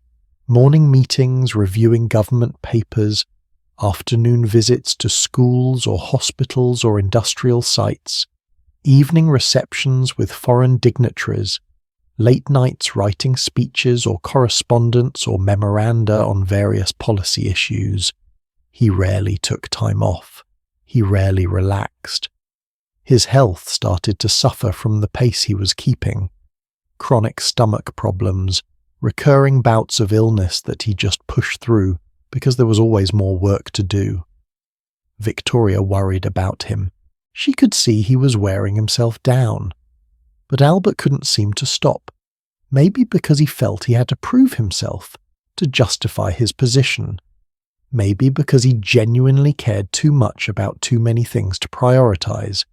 Maybe because he knew on some level that his influence was borrowed, that it existed only because Victoria granted it, and if he stopped being useful, stopped being indispensable, that influence might disappear. There's something both admirable and tragic about that level of dedication. Albert achieved so much. He genuinely made Britain and the world better through his work. But at what cost to himself? At what cost to his health, his well-being, his ability to simply enjoy life? This is the dark side of the Victorian work ethic that Albert embodied so completely. The idea that your worth is measured by your productivity, your accomplishments, your usefulness, that rest is laziness, that self-care is selfishness, that you should push yourself to the limit and then push some more, because there's always more work to be done, always more problems to solve, always more ways you could be better or do more. Sound familiar? How many of us are living that same way right now? Pushing ourselves too hard, working too much, unable to rest because we're afraid of falling behind or not being enough or losing the position we've worked so hard to achieve. Albert was brilliant. He was dedicated. He was genuinely good in a world where powerful people often aren't. But he was also running himself into the ground, and everyone around him could see it happening. By the late 1850s, by the time he reached his 40th birthday, people who knew him well were worried. He looked exhausted. He was sick more often. He seemed to have aged beyond his years. Victoria begged him to slow down, to take more time at Balmoral or Osborne, their private retreats where he could theoretically relax. But Albert couldn't really relax anymore. Even at their holiday homes, he was redesigning gardens, planning building projects, corresponding about various initiatives and causes. His mind never stopped working. And lurking in the background of all this frenetic activity was a question nobody wanted to ask. What would happen if Albert couldn't do this anymore? What would Victoria do without him? What would happen to all these causes and initiatives and innovations if Albert wasn't there to champion them? The monarchy had become dependent on Albert in ways that went far beyond what anyone had anticipated. He'd made himself essential, not just to Victoria personally, but to the entire functioning of the modern British monarchy. The system they'd built together worked beautifully as long as both of them were there to maintain it.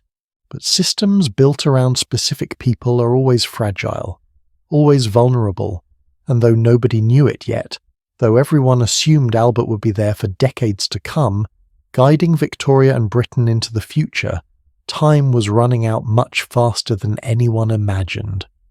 Because the innovations Albert and Victoria had championed, the progress they'd fostered, the modern world they'd helped create, all of it was about to collide with something very old and very human: mortality.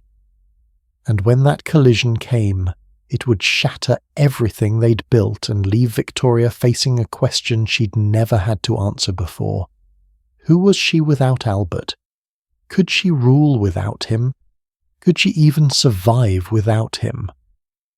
The answer to those questions was waiting just around the corner, and it would be more complicated, more painful, and ultimately more revelatory than anyone could have predicted. February 10th, 1861. 21 years to the day since Victoria and Albert had stood together in that chapel, since she'd worn that revolutionary white dress, since they'd promised forever to each other. 21 years of marriage, 9 children, countless challenges overcome. And they'd made it work, not perfectly, but genuinely. They'd built something real. Victoria commissioned a photograph to commemorate their 21st anniversary. In it, Albert stands tall beside Victoria, who's seated. She's looking up at him with an expression that's hard to read. Pride, certainly, but also something like contentment. Albert looks older than his 41 years, a bit tired maybe, but still handsome, still dignified. They're grandparents now. Their eldest daughter Vicky had given birth to the future Kaiser Wilhelm II back in 1859. Victoria wrote to her uncle Leopold expressing deep satisfaction with her marriage. She wrote, and I'm paraphrasing here because the full quote is quite long, that very few people could say that after 21 years their husband was still full of friendship, kindness and affection, that she was blessed beyond measure. Everything seemed stable, secure. They'd weathered so many storms together, political crises, personal conflicts, the challenge of raising 9 children while ruling an empire. They were hitting their stride. Albert's great exhibition was a decade in the past, but still celebrated. His innovations and reforms were bearing fruit. Victoria had learned to share power gracefully. They'd found their rhythm. And then Bertie ruined everything. Bertie, Albert Edward, Prince of Wales, heir to the throne, was 20 years old in 1861. And he was everything his parents feared he might become. Charming but unfocused, sociable but undisciplined, more interested in pleasure than duty. Despite all of Albert's careful education plans, all the tutors and supervision and attempts to mould Bertie into a future king, the young man had turned out, well, not badly exactly, but disappointingly, at least from his parents' perspective. Victoria and Albert had sent Bertie to do military training with the Grenadier Guards, stationed at the Curragh camp in Ireland. They hoped military discipline would mature him, give him focus and purpose. Instead, Bertie's fellow officers decided to play a prank. They smuggled an actress named Nellie Clifton into Bertie's quarters one night, and the prank turned into an affair that lasted several weeks before someone finally told Bertie's superiors, who then had the unenviable task of informing the Queen and Prince Consort that their heir was sleeping with an actress. Now, to be clear, royal men having affairs was hardly unprecedented. Victoria's uncles had been notorious for their mistresses. European courts were full of illegitimate royal children. This was almost expected behaviour for princes. But Victoria and Albert had built their entire reputation on moral uprightness, on domestic virtue, on being different from all those scandalous royals who'd come before. They'd preached propriety and duty and self-control, and now their own son, their heir, was proving that all their careful instruction and modelling might have been for nothing. Albert was devastated. Not just disappointed, devastated. He took it as a personal failure. All those years of education, all that time spent trying to prepare Bertie to be a good king and a good man, and this was the result. Albert worried about scandal. Yes. What if Nellie Clifton got pregnant? What if she went to the newspapers? What if this destroyed everything they'd built? But more than the practical concerns, Albert seemed to take Bertie's behaviour as a moral betrayal, like Bertie had rejected everything Albert stood for, everything Albert had tried to teach him about duty and honour and self-control. Victoria was equally furious, but she directed most of her anger at Nellie Clifton, calling her that wretched woman in her letters. Because of course it was the woman's fault, right? That's how Victorian morality worked. Men were victims of female temptation, not responsible agents making their own choices. Never mind that Bertie had been a willing participant. Never mind that he'd continued the affair for weeks. The actress was the villain in Victoria's mind. On November 25th, 1861, Albert decided he needed to confront Bertie personally. He travelled to Cambridge, where Bertie was now stationed. The weather was terrible, cold, rainy, miserable late November in England. Albert was already feeling unwell when he left.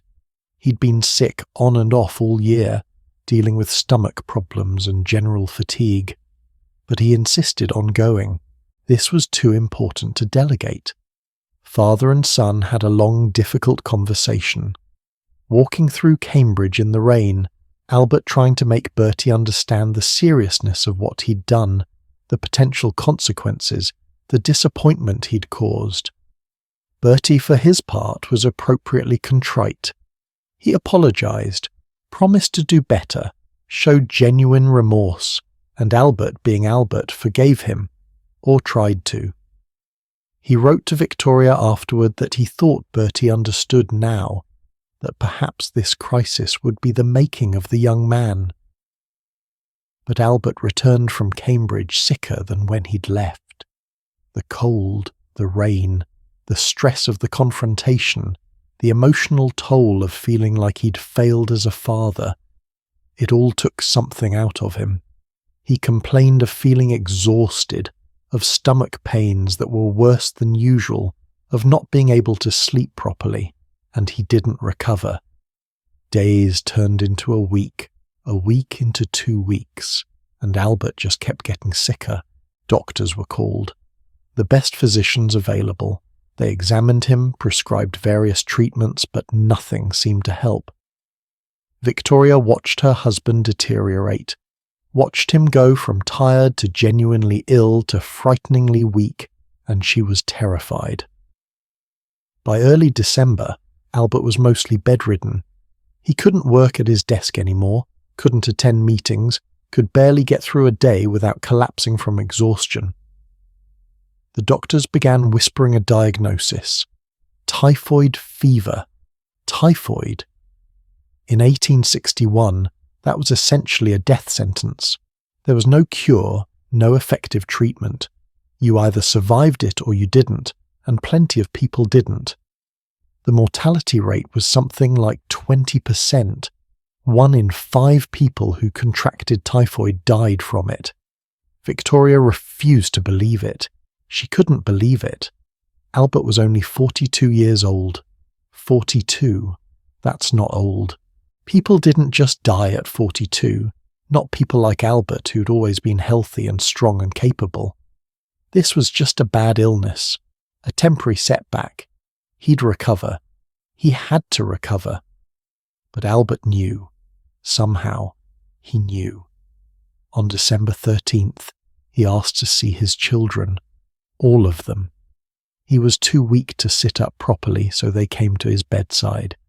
He spoke to each of them, though his voice was barely above a whisper. He gave them his blessings, his advice, his love. He told them to be good, to take care of their mother, to remember everything he'd taught them about duty and service. Victoria watched this scene and still couldn't accept what it meant. This wasn't goodbye. This couldn't be goodbye. They were supposed to have decades more together. They'd only just celebrated 21 years. They were supposed to have 21 more, 30 more, however long it took until they were old and grey and ready to leave this world together. December 14th, 1861, 10:45 at night. In the blue room at Windsor Castle, with Victoria holding his hand, Albert took his last breath. Dr. William Jenner, who diagnosed the typhoid, officially recorded the time of death. 42 years old. 21 years of marriage. Gone. Victoria's scream, when she realised he was dead, could be heard throughout the castle. It wasn't a cry or a sob. It was a primal, animal scream of anguish. The sound of something breaking that could never be repaired. In the days that followed, Victoria wrote to her uncle Leopold. Her words captured the absolute devastation she felt.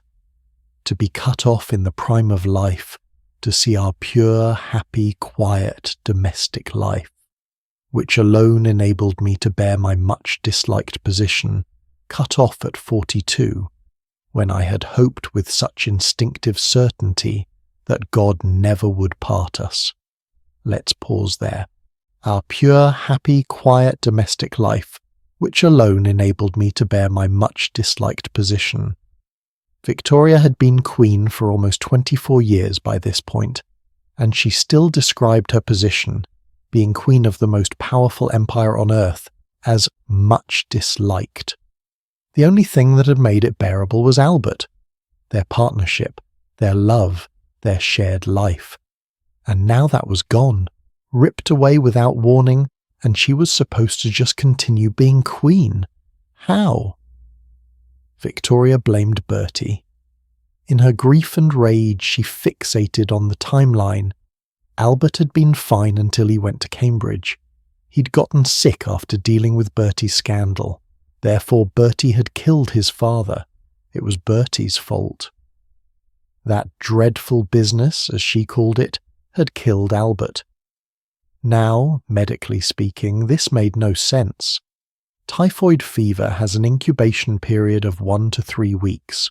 If Albert had contracted typhoid, it would have been from contaminated water or food, probably sometime in November before he went to Cambridge. The scandal and the trip didn't cause the illness, but grief doesn't care about medical facts. Victoria needed someone to blame, and Bertie was convenient. He'd disappointed them, betrayed their values, caused stress and worry at exactly the wrong time. So in Victoria's mind, he'd killed his father. The relationship between Victoria and Bertie never fully recovered. Even years later, even after Bertie became King Edward VII and actually turned out to be a pretty decent monarch, Victoria never quite forgave him for what she saw as his role in Albert's death. Imagine living with that. Imagine losing your father and having your mother blame you for his death for the rest of your life. But here's where the story gets even more tragic. Albert probably didn't die of typhoid at all. Modern historians and medical experts who've reviewed the evidence, Albert's symptoms throughout 1861, the progression of his final illness, the descriptions of his condition, most of them think the typhoid diagnosis was wrong. Albert had been complaining of stomach problems for months before he died. Chronic abdominal pain, difficulty eating, recurring nausea. That's not typhoid. Typhoid comes on suddenly, but it is consistent with stomach cancer, or Crohn's disease, or some other chronic gastrointestinal condition that was slowly killing him throughout 1861, while everyone, including Albert himself, tried to push through it and keep working. Think about what this means. Albert might have been dying all year, getting progressively sicker, his body slowly failing, and he just kept working, kept pushing himself, kept taking on more responsibilities and projects and causes because that's who he was. He couldn't stop, he couldn't rest. Even when his body was literally breaking down, even when he must have felt terrible, he kept going. And then the stress of Bertie's scandal, the exhausting trip to Cambridge in terrible weather, the emotional toll of feeling like he'd failed as a father, that might have been the final push that sent his failing body over the edge. Not the cause of his death, but the trigger that accelerated what was already happening. If that's true, and we'll never know for certain, but it seems likely, then Albert essentially worked himself to death. The Victorian work ethic that he embodied so perfectly, that drive to be productive and useful and accomplished at all costs, literally killed him. He never learned to rest. He never learned to prioritize his own health over his duties. He never learned that being enough didn't mean doing everything. Does that sound familiar? How many people do you know right now who are running themselves into the ground? Who can't take a break because there's always more work to do? Who measure their worth by their productivity and their usefulness? Who would rather die than be seen as lazy or inadequate or not enough? We're still living out Albert's tragic example.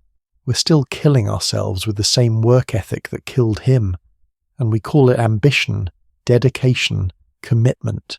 We praise it. We build entire careers and companies around it. We reward people who sacrifice their health and well-being for productivity. But look where it led. Albert dead at 42. Victoria shattered, grief-stricken, lost. 9 children without their father. An entire nation in mourning for a prince who'd been mocked and dismissed when he arrived, but had become beloved through his tireless work and dedication. All of Albert's causes and projects suddenly without their champion. The partnership that had made the monarchy work suddenly broken, leaving Victoria to figure out how to rule alone after 21 years of shared authority. In the immediate aftermath of Albert's death, Victoria couldn't function. She stayed in her rooms, crying, refusing to see anyone except her closest ladies-in-waiting. She wrote letters obsessively, to family members, to friends, to Albert himself as if he could still read them. She clung to anything that had been his clothes, his papers, his personal belongings. She had his rooms kept exactly as they'd been, as if he might come back at any moment. The government didn't know what to do. They needed the Queen to sign documents, to make decisions, to fulfill her constitutional duties. But Victoria was too grief-stricken to care about any of that. For the first time since she'd become Queen 24 years earlier, she was completely non-functional. The empire that had depended on the Victoria-Albert partnership was suddenly rudderless, and Victoria herself faced an existential question. Who was she without Albert? For 21 years her identity had been built around their partnership. She was Queen, yes, but she was Albert's wife first. She'd defined herself through their relationship, through their shared work, through the life they'd built together. She'd literally written that being Queen was bearable, only because of our pure, happy, quiet domestic life. So now what? Albert was gone. Their domestic life was gone. And she was still Queen, still had all these responsibilities, still had an empire to help govern. But the thing that had made it all bearable, the thing that had given it meaning, that was gone forever. Have you ever lost someone who was fundamental to who you are? Not just someone you loved, but someone whose presence in your life was woven into your very identity. Where their loss doesn't just leave a hole, it leaves you wondering if you even exist anymore without them. That's where Victoria was on December 14th, 1861, and in the days and weeks that followed. And what she would do with that grief, how she would rebuild herself, or fail to rebuild herself, would define the rest of her long life, and would ultimately transform what the British monarchy meant and could be. But in those first raw days and weeks, none of that mattered. All that mattered was the pain, the unbearable, crushing, suffocating pain of loving someone so deeply for so long, and then having them ripped away without warning, and the terrible knowledge that life had to go on somehow, even though the person who'd made life worth living was gone forever. Black. That's the colour Victoria chose, and it became the only colour she would wear for the next 40 years. 40 years! Think about that for a moment. If you started wearing only black today, you'd still be wearing black in 2065. Your entire life would pass. Relationships beginning and ending, careers rising and falling, children growing up and having children of their own. And every single day, you'd wake up and put on black. Every single day, you'd be announcing to the world, I am in mourning. I have lost someone. I will never stop grieving. That was Victoria's choice after Albert died. And it wasn't just about the clothes, though the black was certainly dramatic. It was about creating an entire life around absence, around loss, around the person who wasn't there anymore. Let me tell you what Victoria's mourning looked like in practice, because it went far beyond what anyone, even in grief-obsessed Victorian England, considered normal or healthy. First, Albert's rooms. In every royal residence, Windsor Castle, Buckingham Palace, Osborne House, Balmoral, Albert's private rooms were kept exactly as they'd been on the day he died. His papers were left on his desk, arranged just as he'd left them. His clothes hung in his wardrobes. His personal items, his shaving kit, his hairbrushes, his pocket watches, remained on his dressing table as if he might walk in at any moment and use them. But here's where it gets truly haunting. Victoria ordered her servants to maintain these rooms as if Albert was still alive.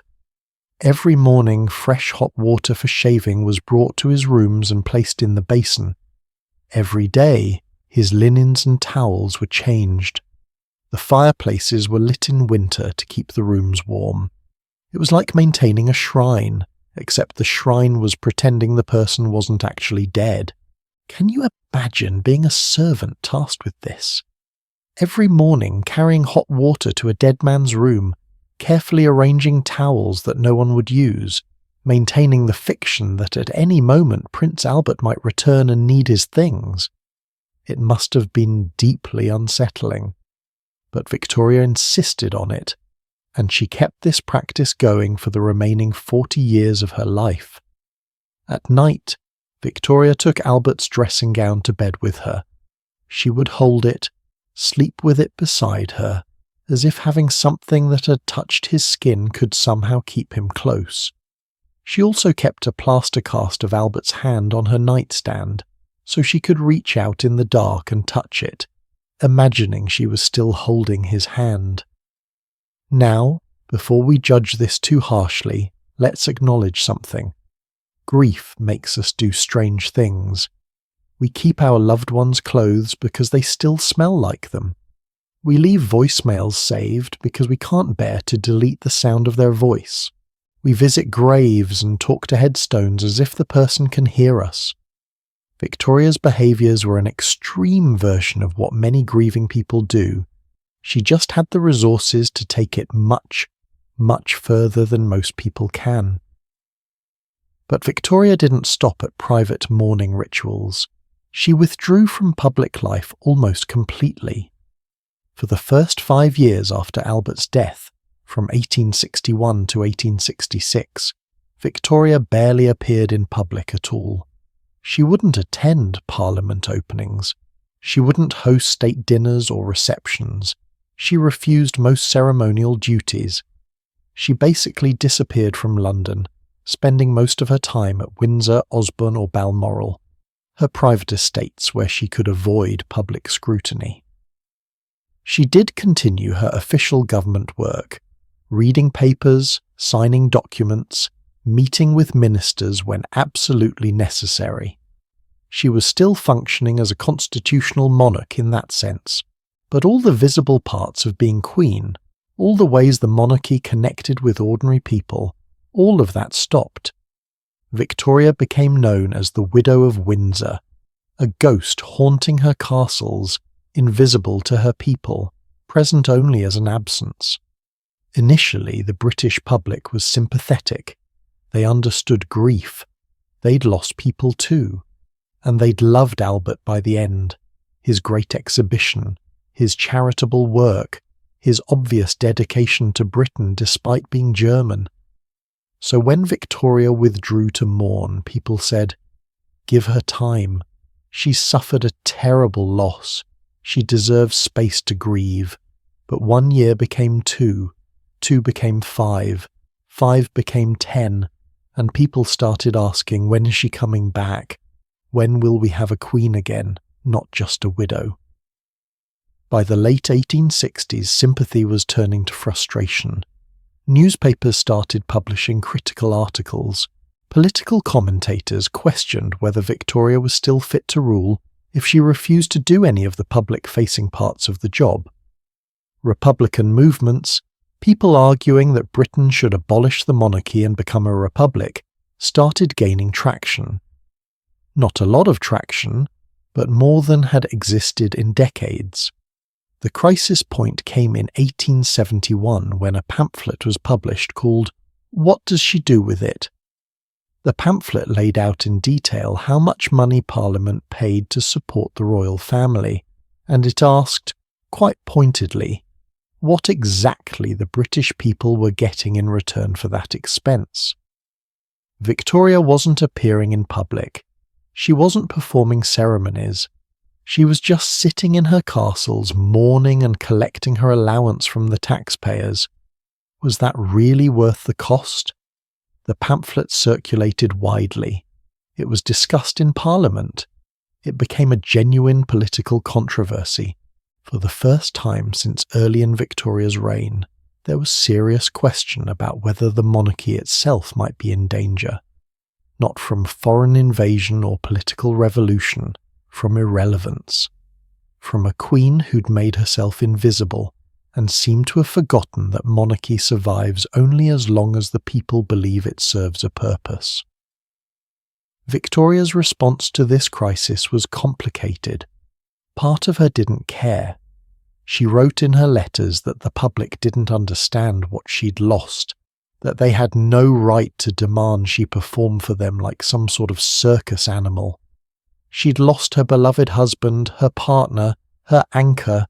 How dare people expect her to just put on a smile and wave from balconies as if nothing had happened? But another part of Victoria understood the danger. She had children and grandchildren whose futures depended on the monarchy's survival. She had a legacy to protect, hers and Albert's. So she made some concessions. She started appearing in public slightly more often, though still rarely. She allowed more photographs and engravings of herself to be distributed, maintaining her visibility even when she wasn't physically present. And crucially, she began building monuments to Albert. Permanent, public expressions of her grief that also served to remind people of Albert's contributions and to associate the monarchy with progress and cultural achievement. The Albert Memorial in Kensington Gardens, completed in 1876, is extraordinary. It's a Gothic revival monument designed by Sir George Gilbert Scott, featuring a 14-foot bronze statue of Albert seated and holding the catalogue of the Great Exhibition. He's surrounded by elaborate sculptural groups representing the continents, the sciences, the arts, agriculture, manufacturing. The whole structure is 175 feet tall and covered in precious materials, gold leaf mosaics, semi-precious stones. It reportedly cost £120,000, roughly £15 million in today's money. It's beautiful. It's also almost aggressively ornate, overwhelming in its grief made physical. Standing in front of it, you can feel the weight of Victoria's loss pressing down on you. This isn't a simple memorial. It's an argument made in stone and gold saying, "Look what we lost. Look what he was. Look what Britain lost when he died." Then there's the Royal Albert Hall, opened in 1871. Victoria named it after Albert and dedicated it to furthering the arts and sciences that he'd championed. At the opening ceremony, Victoria was supposed to give a speech but became too emotional to speak. She stood there in front of thousands of people, unable to say the words she'd prepared because the grief was still so fresh, even 10 years after Albert's death. These monuments achieved something important. They kept Albert's memory alive publicly, but they also gave Victoria's grief a socially acceptable outlet. Instead of just sitting in her rooms holding Albert's dressing gown, she was commissioning memorials, establishing institutions, creating lasting legacies. It transformed her mourning from purely personal to at least partly public, from self-indulgent to culturally productive. But here's the question historians and psychologists have debated for over a century. Was Victoria's 40 years of mourning really about love? Or was it about guilt?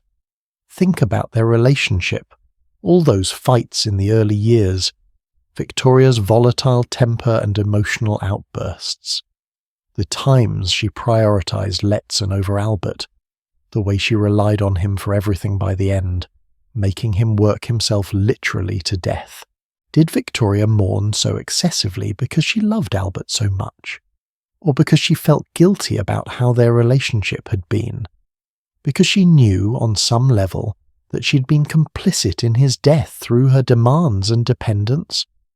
There's evidence for both interpretations. Victoria's letters and journals after Albert's death are full of genuine expressions of love and loss. She writes about how empty her life feels without him, how nothing has meaning anymore, how she's just going through the motions of existence waiting to be reunited with him in death. That sounds like profound love and grief.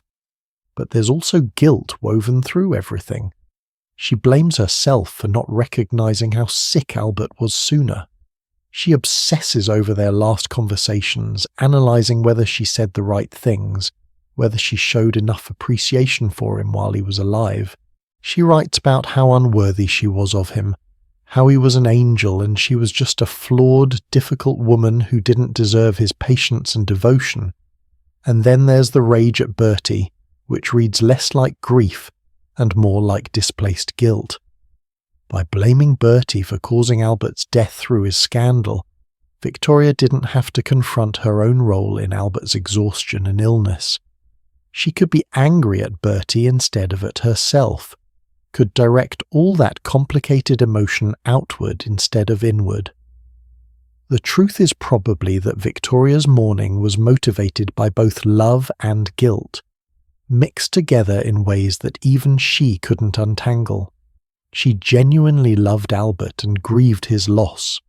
She also felt guilty about the dynamics of their relationship, about how much she'd demanded of him, about not protecting him better, and the guilt amplified the grief, made it harder to process and move through, kept her stuck in those first raw months of loss for literally the rest of her life. Because here's what's crucial to understand. Victoria never progressed through grief in any normal sense. She never reached acceptance. She never rebuilt her life in a way that honoured Albert's memory, but also acknowledged that she was still alive and had to keep living. She essentially stopped her emotional development on December 14th, 1861, and stayed frozen there for 40 years. Psychologists today would probably diagnose Victoria with complicated grief or prolonged grief disorder, a condition where grief doesn't ease over time but instead becomes chronic and disabling. The symptoms include intense yearning for the deceased person, difficulty accepting the death, feeling that life is meaningless without them, avoiding reminders of the loss, or conversely becoming obsessively focused on reminders. Victoria checked all these boxes, and Victorian culture enabled this. Because in the 19th century, especially in Britain, mourning was ritualized to an extraordinary degree. There were strict rules about how long you should wear black after losing different family members. A full 2 years for a husband, for example, before you could even start incorporating grey or purple into your wardrobe. There were rules about what kind of jewellery was acceptable during mourning: jet dark stones, hair jewellery made from the deceased person's hair. There were rules about social activities, about when you could attend parties or go to the theatre, about what was respectful and what wasn't. This elaborate mourning culture was meant to provide structure for grief, to give people a socially sanctioned way to express loss. But it could also enable excessive grief, make it harder for people to move on because the culture kept insisting they demonstrate their sadness visibly and continuously. Victoria took Victorian mourning culture to its absolute extreme and then stayed there permanently. She wore black for 40 years. She never stopped observing the rituals. She never moved past the first acute phase of grief into something more sustainable. And because she was the Queen, her behaviour set the tone for the entire culture. Victorian mourning became even more elaborate and intense during Victoria's widowhood, partly because people were following her example. There's something both moving and troubling about this. Moving because Victoria's devotion to Albert's memory is genuine and powerful. This was real love, whatever else it was. Troubling because her inability to move forward limited her own life so dramatically. She was 42 when Albert died. She lived another 40 years. That's a whole lifetime's worth of experiences, relationships, growth that she essentially refused to allow herself because moving forward felt like betraying Albert. What could Victoria have accomplished in those 40 years if she hadn't been so consumed by grief? What could she have enjoyed? What relationships could she have deepened? What parts of herself could she have discovered? We'll never know, because she chose stasis over growth, chose mourning over living, chose devotion to the past over engagement with the present. And yet, and this is what makes Victoria's story so complex, in some ways, her excessive mourning served a purpose. It kept Albert's legacy alive. It ensured that his contributions weren't forgotten. It motivated her to build lasting institutions in his name. Her grief was productive even as it was excessive. It accomplished things even as it limited her. So was Victoria's 40 years of mourning a testament to eternal love, or a sign of psychological dysfunction? Was it beautiful or tragic? Was it something to admire or something to pity? Maybe it was all of those things. Maybe grief that profound doesn't fit into simple categories. Maybe when you love someone as deeply as Victoria loved Albert, losing them breaks something in you that can never be fully repaired. And maybe the best you can do is find ways to live with the brokenness, to build a life around the hole where that person used to be, to honour their memory even as you acknowledge that nothing will ever be the same again. Victoria did that. Not well, not healthily, but she did it. She survived 40 years without the person who'd been her entire world. She continued being queen even though being queen without Albert felt meaningless. She raised her children and watched them marry and have children of their own. She witnessed Britain continue to grow and change and evolve.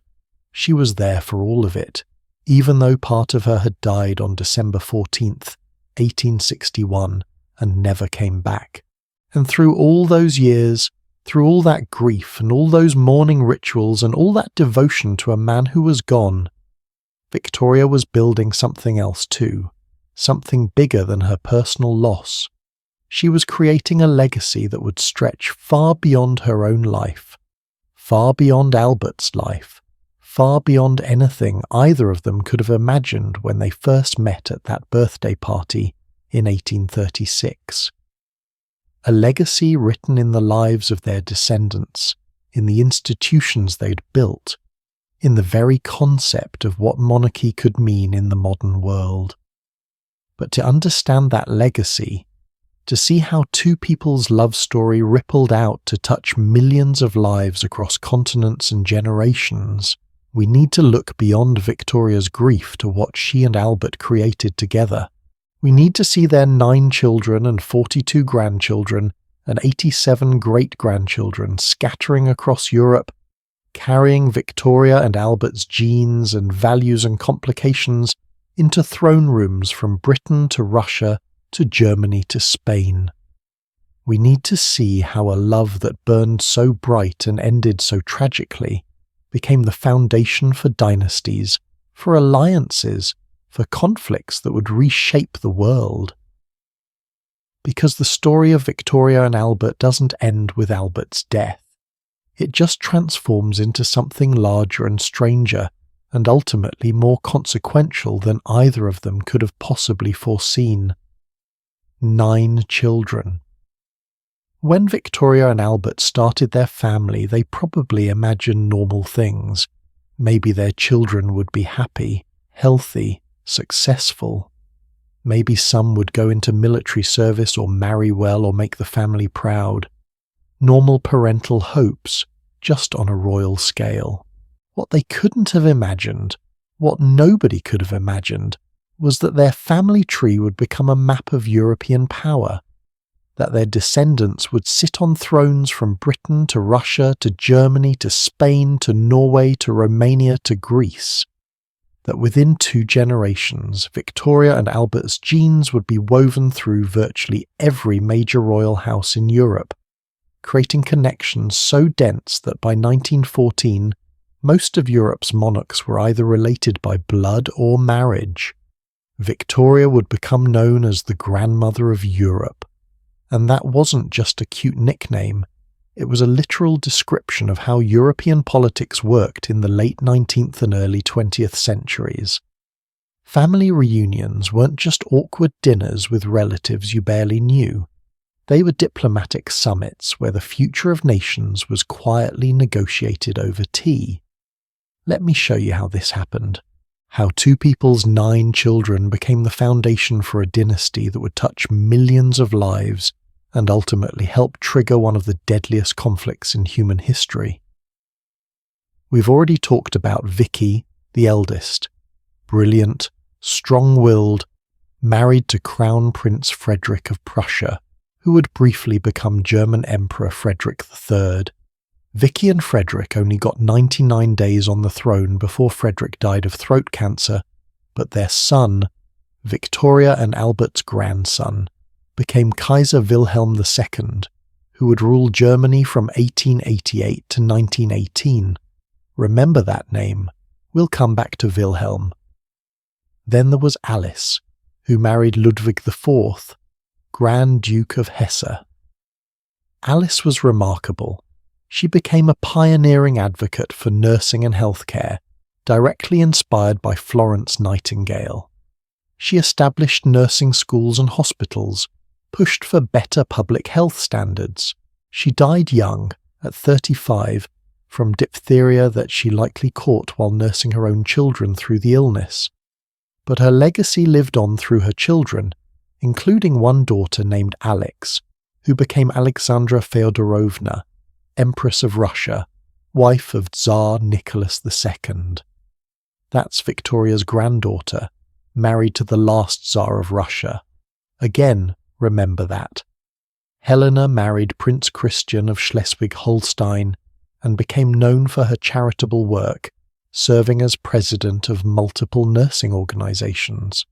Louise, artistic, independent Louise, shocked everyone by marrying John Campbell, 9th Duke of Argyll. He wasn't royalty, just British nobility. This was the first time a British monarch's child had married a subject rather than foreign royalty since 1515. It caused a scandal, but Louise didn't care. She was a talented sculptor and painter who wanted to choose her own path. Arthur had a distinguished military career and married Princess Louise Margaret of Prussia. More German connections strengthening ties between Britain and Prussia. Leopold, tragically, inherited haemophilia from Victoria and died at 30 after a fall. We'll come back to haemophilia. It's a crucial and tragic part of this story. And finally, Beatrice, the baby, who became Victoria's constant companion after Albert died. Beatrice married Prince Henry of Battenberg, and their descendants would eventually include Prince Philip, Duke of Edinburgh, husband to Queen Elizabeth II. So that connection between Victoria and modern British royalty, direct line through Beatrice. But here's where it gets really interesting. It wasn't just Victoria's children who made strategic marriages. It was her 42 grandchildren and eventually her 87 great-grandchildren. Victoria and Albert essentially seeded European royalty with their descendants, creating a web of family connections so complex that by the early 20th century, you couldn't have a major European conflict without it being, on some level, a family dispute. Let me give you some examples. Victoria's grandchildren included King George V of Britain, father of both Edward VIII and George VI, grandfather of Queen Elizabeth II, Kaiser Wilhelm II of Germany, son of Vicky, Tsarina Alexandra of Russia, daughter of Alice, Crown Princess Margaret of Sweden, whose descendants still reign in Sweden today, Queen Maud of Norway, Queen Marie of Romania. King Alfonso XIII of Spain married Victoria's granddaughter Victoria Eugenie. Kings, queens, crown princes and princesses scattered across the continent like seeds from a single tree. By Victoria's Golden Jubilee in 1887, 50 years on the throne, she could look around at the celebrations and see her descendants occupying or about to occupy thrones throughout Europe. She was, quite literally, the matriarch of European royalty. When she died in 1901, her funeral was attended by monarchs and crown princes from across the continent, most of them her children or grandchildren.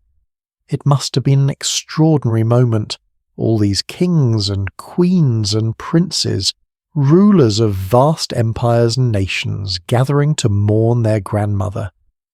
The woman who'd changed their diapers, who'd sent them birthday cards, who'd written them letters full of family gossip and advice.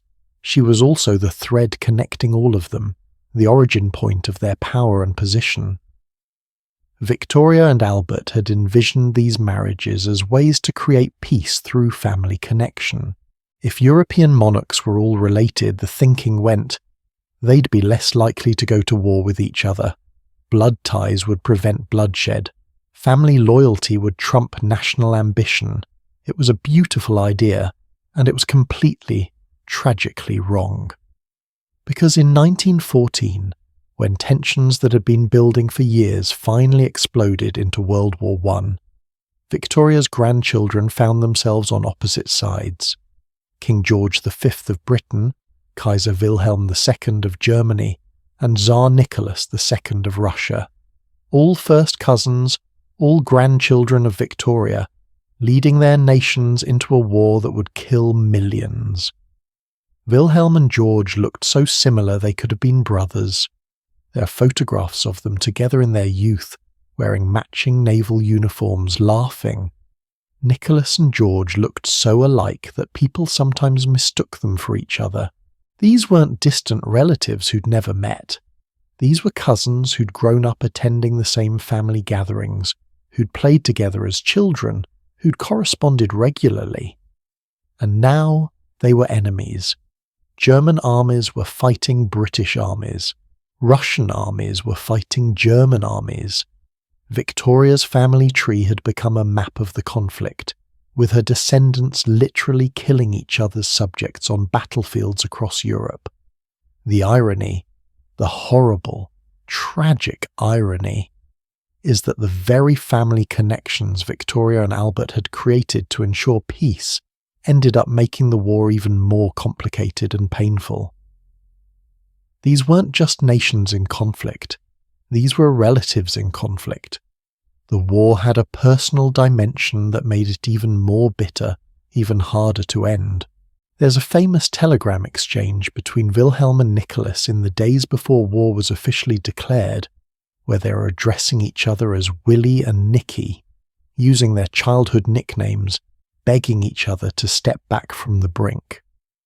But they couldn't. The machinery of war was already in motion, driven by alliances and imperatives that went beyond personal relationships. Family love couldn't stop political momentum. And then there's the haemophilia.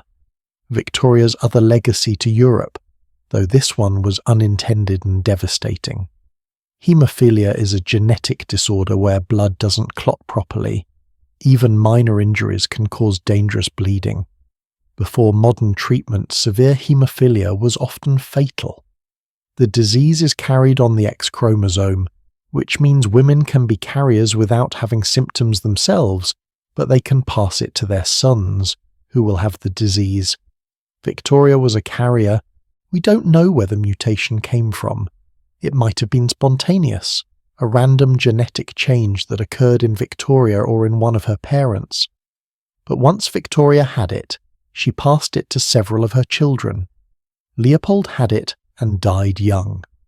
Two of her daughters, Alice and Beatrice, were carriers who passed it to their children. This is where it gets historically significant. Remember Alexandra, Tsarina of Russia, Victoria's granddaughter through Alice? She was a haemophilia carrier, and she passed it to her son, Alexei Nikolaevich, heir to the Russian throne. Alexei's haemophilia was a closely guarded state secret.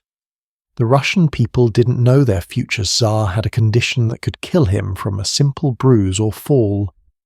Alexandra, desperate to help her suffering son, turned to various healers and mystics, eventually falling under the influence of Grigory Rasputin, a controversial figure who seemed to be able to help Alexei when medical doctors couldn't. Whether through hypnosis, suggestion, or some other means, Rasputin could apparently ease Alexei's symptoms. This gave Rasputin enormous influence over Alexandra, and through her, over Tsar Nicholas. Rasputin used that influence to meddle in Russian politics, to get his allies appointed to government positions, to undermine people he didn't like. His presence at court became a massive scandal that severely damaged the royal family's reputation. Russian society was already unstable, already moving toward revolution. Rasputin's influence made things worse, made the monarchy seem corrupt and superstitious and unfit to rule. When the Russian Revolution came in 1917, when the Romanov dynasty fell, and Nicholas, Alexandra and their children were eventually executed by the Bolsheviks, Victoria's haemophilia gene was part of that tragedy. Not the cause, obviously. The causes of the Russian Revolution were complex and deep-rooted, but Alexei's haemophilia led to Rasputin's influence, which contributed to the royal family's unpopularity, which was one factor among many that led to revolution and execution. Victoria's genetic legacy literally helped bring down the Russian Empire. A random mutation in her DNA rippled forward through generations to contribute to one of the 20th century's defining events. How many other people in history can you say that about? Other Victoria descendants also had haemophilia. Prince Alfonso of Spain, son of King Alfonso XIII, and Victoria's great-granddaughter, Victoria Eugenie, died at 31 in a car accident where haemophilia complications contributed to his death. Prince Gonzalo, his brother, died at 19 after a car crash, again with haemophilia as a contributing factor. Several other male descendants died young or suffered throughout their lives because of a gene they inherited from a great-great-grandmother they'd never met. By the mid-20th century, through a combination of early deaths among haemophiliac males and the choice of some carrier females not to have children, the haemophilia largely bred out of European royal lines. But the damage had been done. Victoria's genetic legacy had touched lives across generations, causing suffering she never intended and could never have predicted. So what do we make of all this? Victoria and Albert created a dynasty that shaped Europe for generations. Their descendants ruled major powers, influenced politics, made decisions that affected millions of lives. That's an extraordinary legacy. That's the kind of impact most people can only dream of having. But it was also a legacy they couldn't control. They couldn't control how their grandchildren would use power. They couldn't control whether family bonds would prevent war or just make war more tragic. They couldn't control the genetic disease that would pass silently through generations, causing suffering and death and political upheaval. That's the thing about legacy. It's never just what you intend to pass down. It's all the consequences, intended and unintended, that ripple forward from your existence. Victoria and Albert passed down their values, their love of education and progress, their commitment to public service. But they also passed down political complications, genetic diseases, family dynamics that would play out on a world stage with life and death consequences. Today, Victoria's descendants are still around. Current monarchs descended from Victoria include King Charles III of Britain, King Felipe VI of Spain, King Carl XVI, Gustav of Sweden, King Harold V of Norway, Queen Margrethe II of Denmark, though she abdicated in 2024, and many others who hold or held positions of influence, if not actual thrones. If you drew Victoria's family tree today, it would look less like a tree and more like a web, connections crisscrossing through multiple royal houses, connecting Britain to Spain to Sweden to Norway to Denmark to Germany, though there's obviously no German monarchy anymore. Victoria's genes are everywhere in European royalty.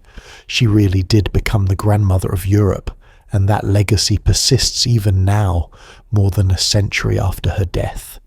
So here's the question. Was this a good thing? Did Victoria and Albert's dynasty make Europe better, more stable, more peaceful? Or did it make conflicts more personal, more bitter, more complicated? Did it concentrate too much power in too few bloodlines? Did it create a system where who you were related to mattered more than what you could actually do? There's no simple answer. Like everything else about Victoria and Albert's story, their dynasty legacy is complicated, filled with both extraordinary achievement and terrible tragedy, with good intentions that sometimes produced bad outcomes, with love that couldn't prevent violence, with family bonds that couldn't overcome political realities. But this much is clear. When Victoria and Albert fell in love in 1839, when they married in 1840, when they had their 9 children and raised them with such care and high expectations, they weren't just building a family. They were building the framework for how Europe would work for the next century. They were creating connections that would shape wars and revolutions and the rise and fall of empires. They were leaving a mark on history that would be visible long after both of them were gone. And that brings us to the final question, the one that's been hanging over this entire story from the beginning. What does it all mean? What's the real lesson of Victoria and Albert's love story? Is it a romance to be celebrated, a cautionary tale about the costs of power, a testament to partnership, a warning about obsessive grief, an example of how personal relationships shape history, or something else entirely, something more complex than any single interpretation can capture? To answer that, we need to step back and look at the whole arc of their story one more time. Not as separate episodes, but as a complete narrative, a love story that never died, but instead transformed into something bigger and stranger and more enduring than either of them could have imagined when they first met at that birthday party all those years ago. January 22nd, 1901. Osborne House, Isle of Wight. Victoria was 81 years old. She'd been queen for 63 years, 7 months and 2 days, the longest reign in British history up to that point. She'd outlived all but 3 of her 9 children. She'd seen the world transform from horse-drawn carriages to automobiles, from candlelight to electric lighting, from letters taking weeks to telegrams arriving in minutes. She'd witnessed empires rise and fall, technologies that would have seemed like magic in her youth become commonplace.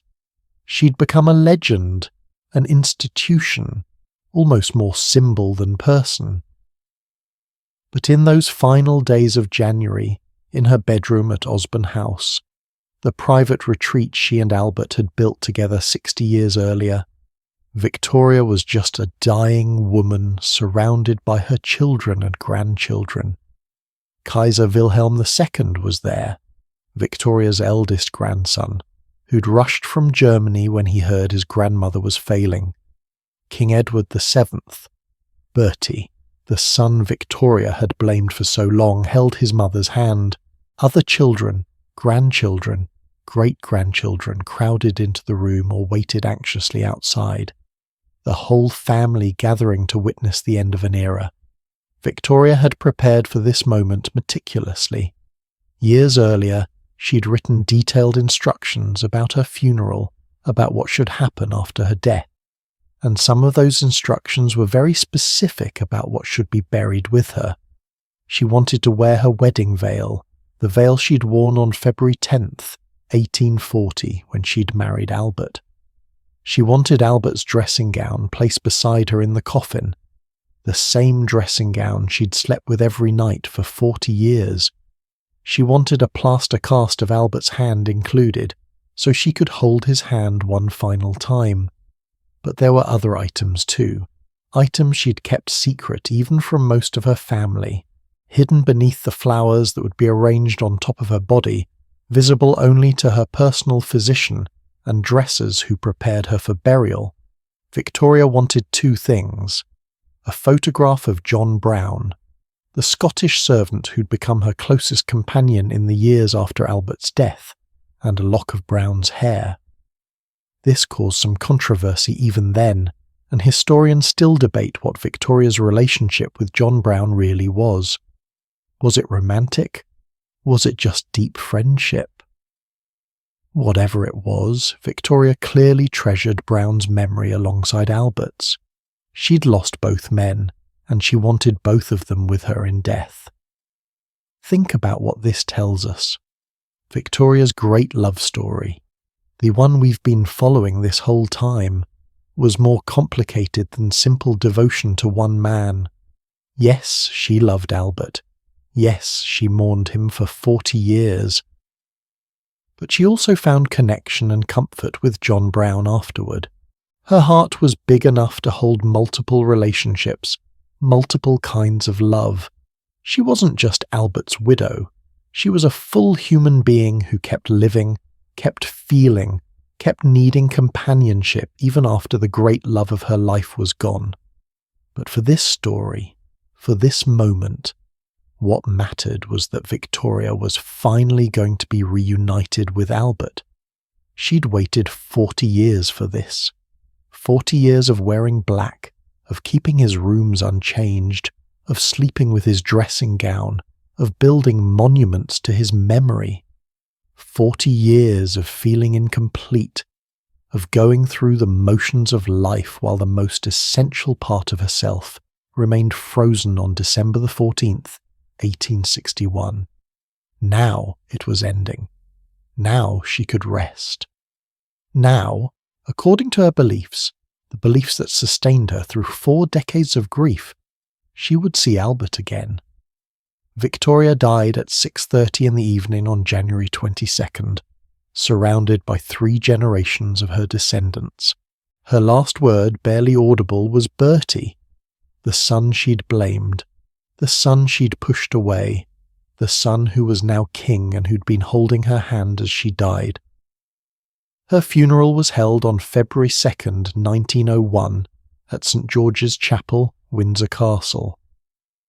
After 2 days of lying in state, Victoria was taken to Frogmore Royal Mausoleum, the elaborate memorial she'd built for Albert 40 years earlier, where Albert's body had been waiting for her all this time, and now they were together again.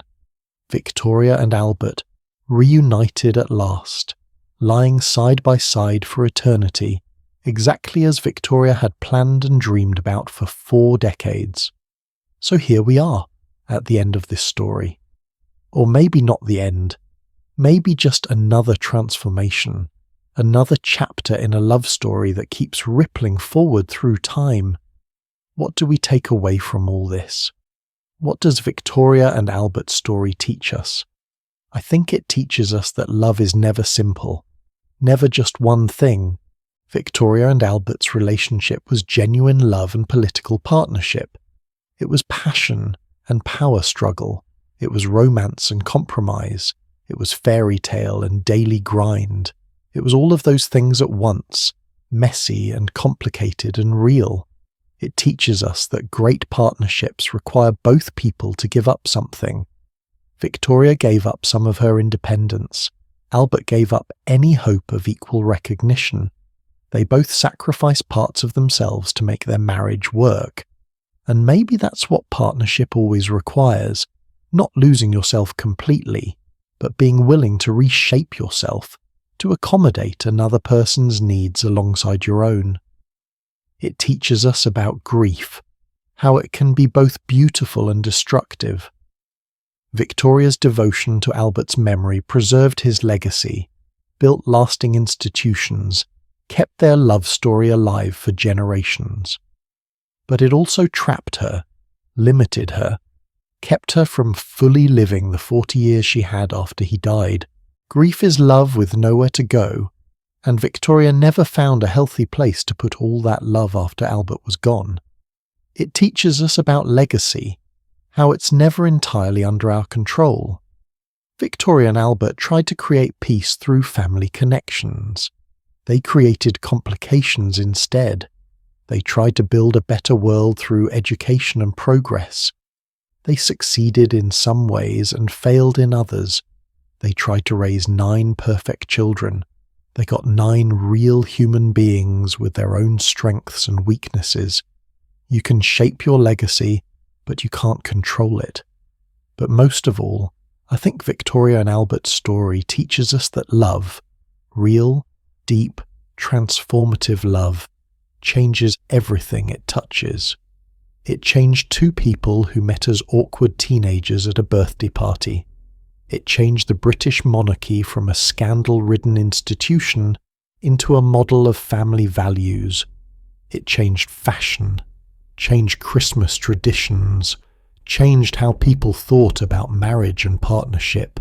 It created a dynasty that shaped Europe for generations. It built museums and monuments that still stand today. It left a mark on history that's still visible almost 200 years later. That's what love can do when it's allowed to flourish. When 2 people genuinely commit to each other, support each other, build something together, the impact extends far beyond just their own lives. It ripples outward, touching people and places and times they'll never see.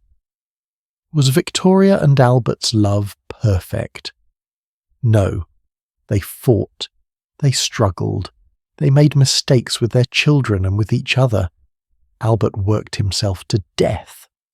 Victoria's grief became pathological. Their descendants ended up at war with each other. There's tragedy woven throughout this story, but it was real. It mattered. It changed the world. And isn't that what we're all hoping for, really? Not perfection, but meaning.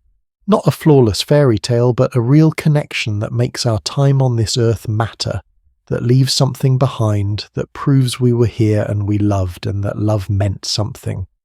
Victoria and Albert had that. Despite all the complications, despite the grief and the loss and the tragedy, they had a love that literally never died. Because look, we're still talking about it. We're still moved by it. We're still trying to understand what they meant to each other and what their story means for us. When you walk past the Albert Memorial in London, when you visit the Victoria and Albert Museum, when you wear a white wedding dress or decorate a Christmas tree or look at old photographs of your grandparents, you're experiencing echoes of Victoria and Albert's love story. It's still here, still shaping our world in small and large ways. Still reminding us that love, real love, endures beyond death and time and all the things that try to diminish it. And maybe that's the most important lesson of all. Love doesn't end when a person dies. It transforms. It continues in memories, in legacies, in the lives touched by that love. Victoria spent 40 years proving that. 40 years insisting that Albert wasn't really gone as long as she remembered him, honoured him, kept his memory alive. Was she right? Well, here we are, 120 plus years after Victoria died, and we're still talking about Albert, still acknowledging his contributions, his innovations, his partnership with Victoria, still seeing his influence in the world around us. Victoria succeeded in making sure Albert's legacy endured, and in doing so, she created a love story that would endure right alongside it. So yes, Victoria and Albert's love never died. It just changed forms, from a marriage to a memory, from a memory to a legend, from a legend to a lesson about what's possible when two people choose each other and build something together that's bigger than both of them. Wherever you are right now, lying in bed, driving through the night, doing dishes or folding laundry or just trying to relax before sleep, I hope their story touched something in you. I hope it reminded you that love is worth fighting for, that partnership requires work but can be beautiful, that grief is the price we pay for love, but it's a price worth paying. I hope it made you think about your own relationships, your own legacy, your own impact on the world around you. Because you don't have to be Queen of Britain to matter. You don't have to marry a prince to build something lasting. You just have to love deeply, choose wisely, commit fully, and let that love ripple outward into the world. That's what Victoria and Albert did. That's what their story teaches us. That's the legacy that never dies. Thank you for spending these hours with me, travelling back through time to meet two people who changed the world by loving each other. Thank you for listening to their story, the romance and the reality, the triumphs and the tragedies, the fairy tale and the truth. I hope you sleep well tonight. I hope your dreams are peaceful, and I hope that somewhere in those dreams you remember that love, real, complicated, imperfect, beautiful love, is the most powerful force in the world. It was true for Victoria and Albert, and it's true for you too.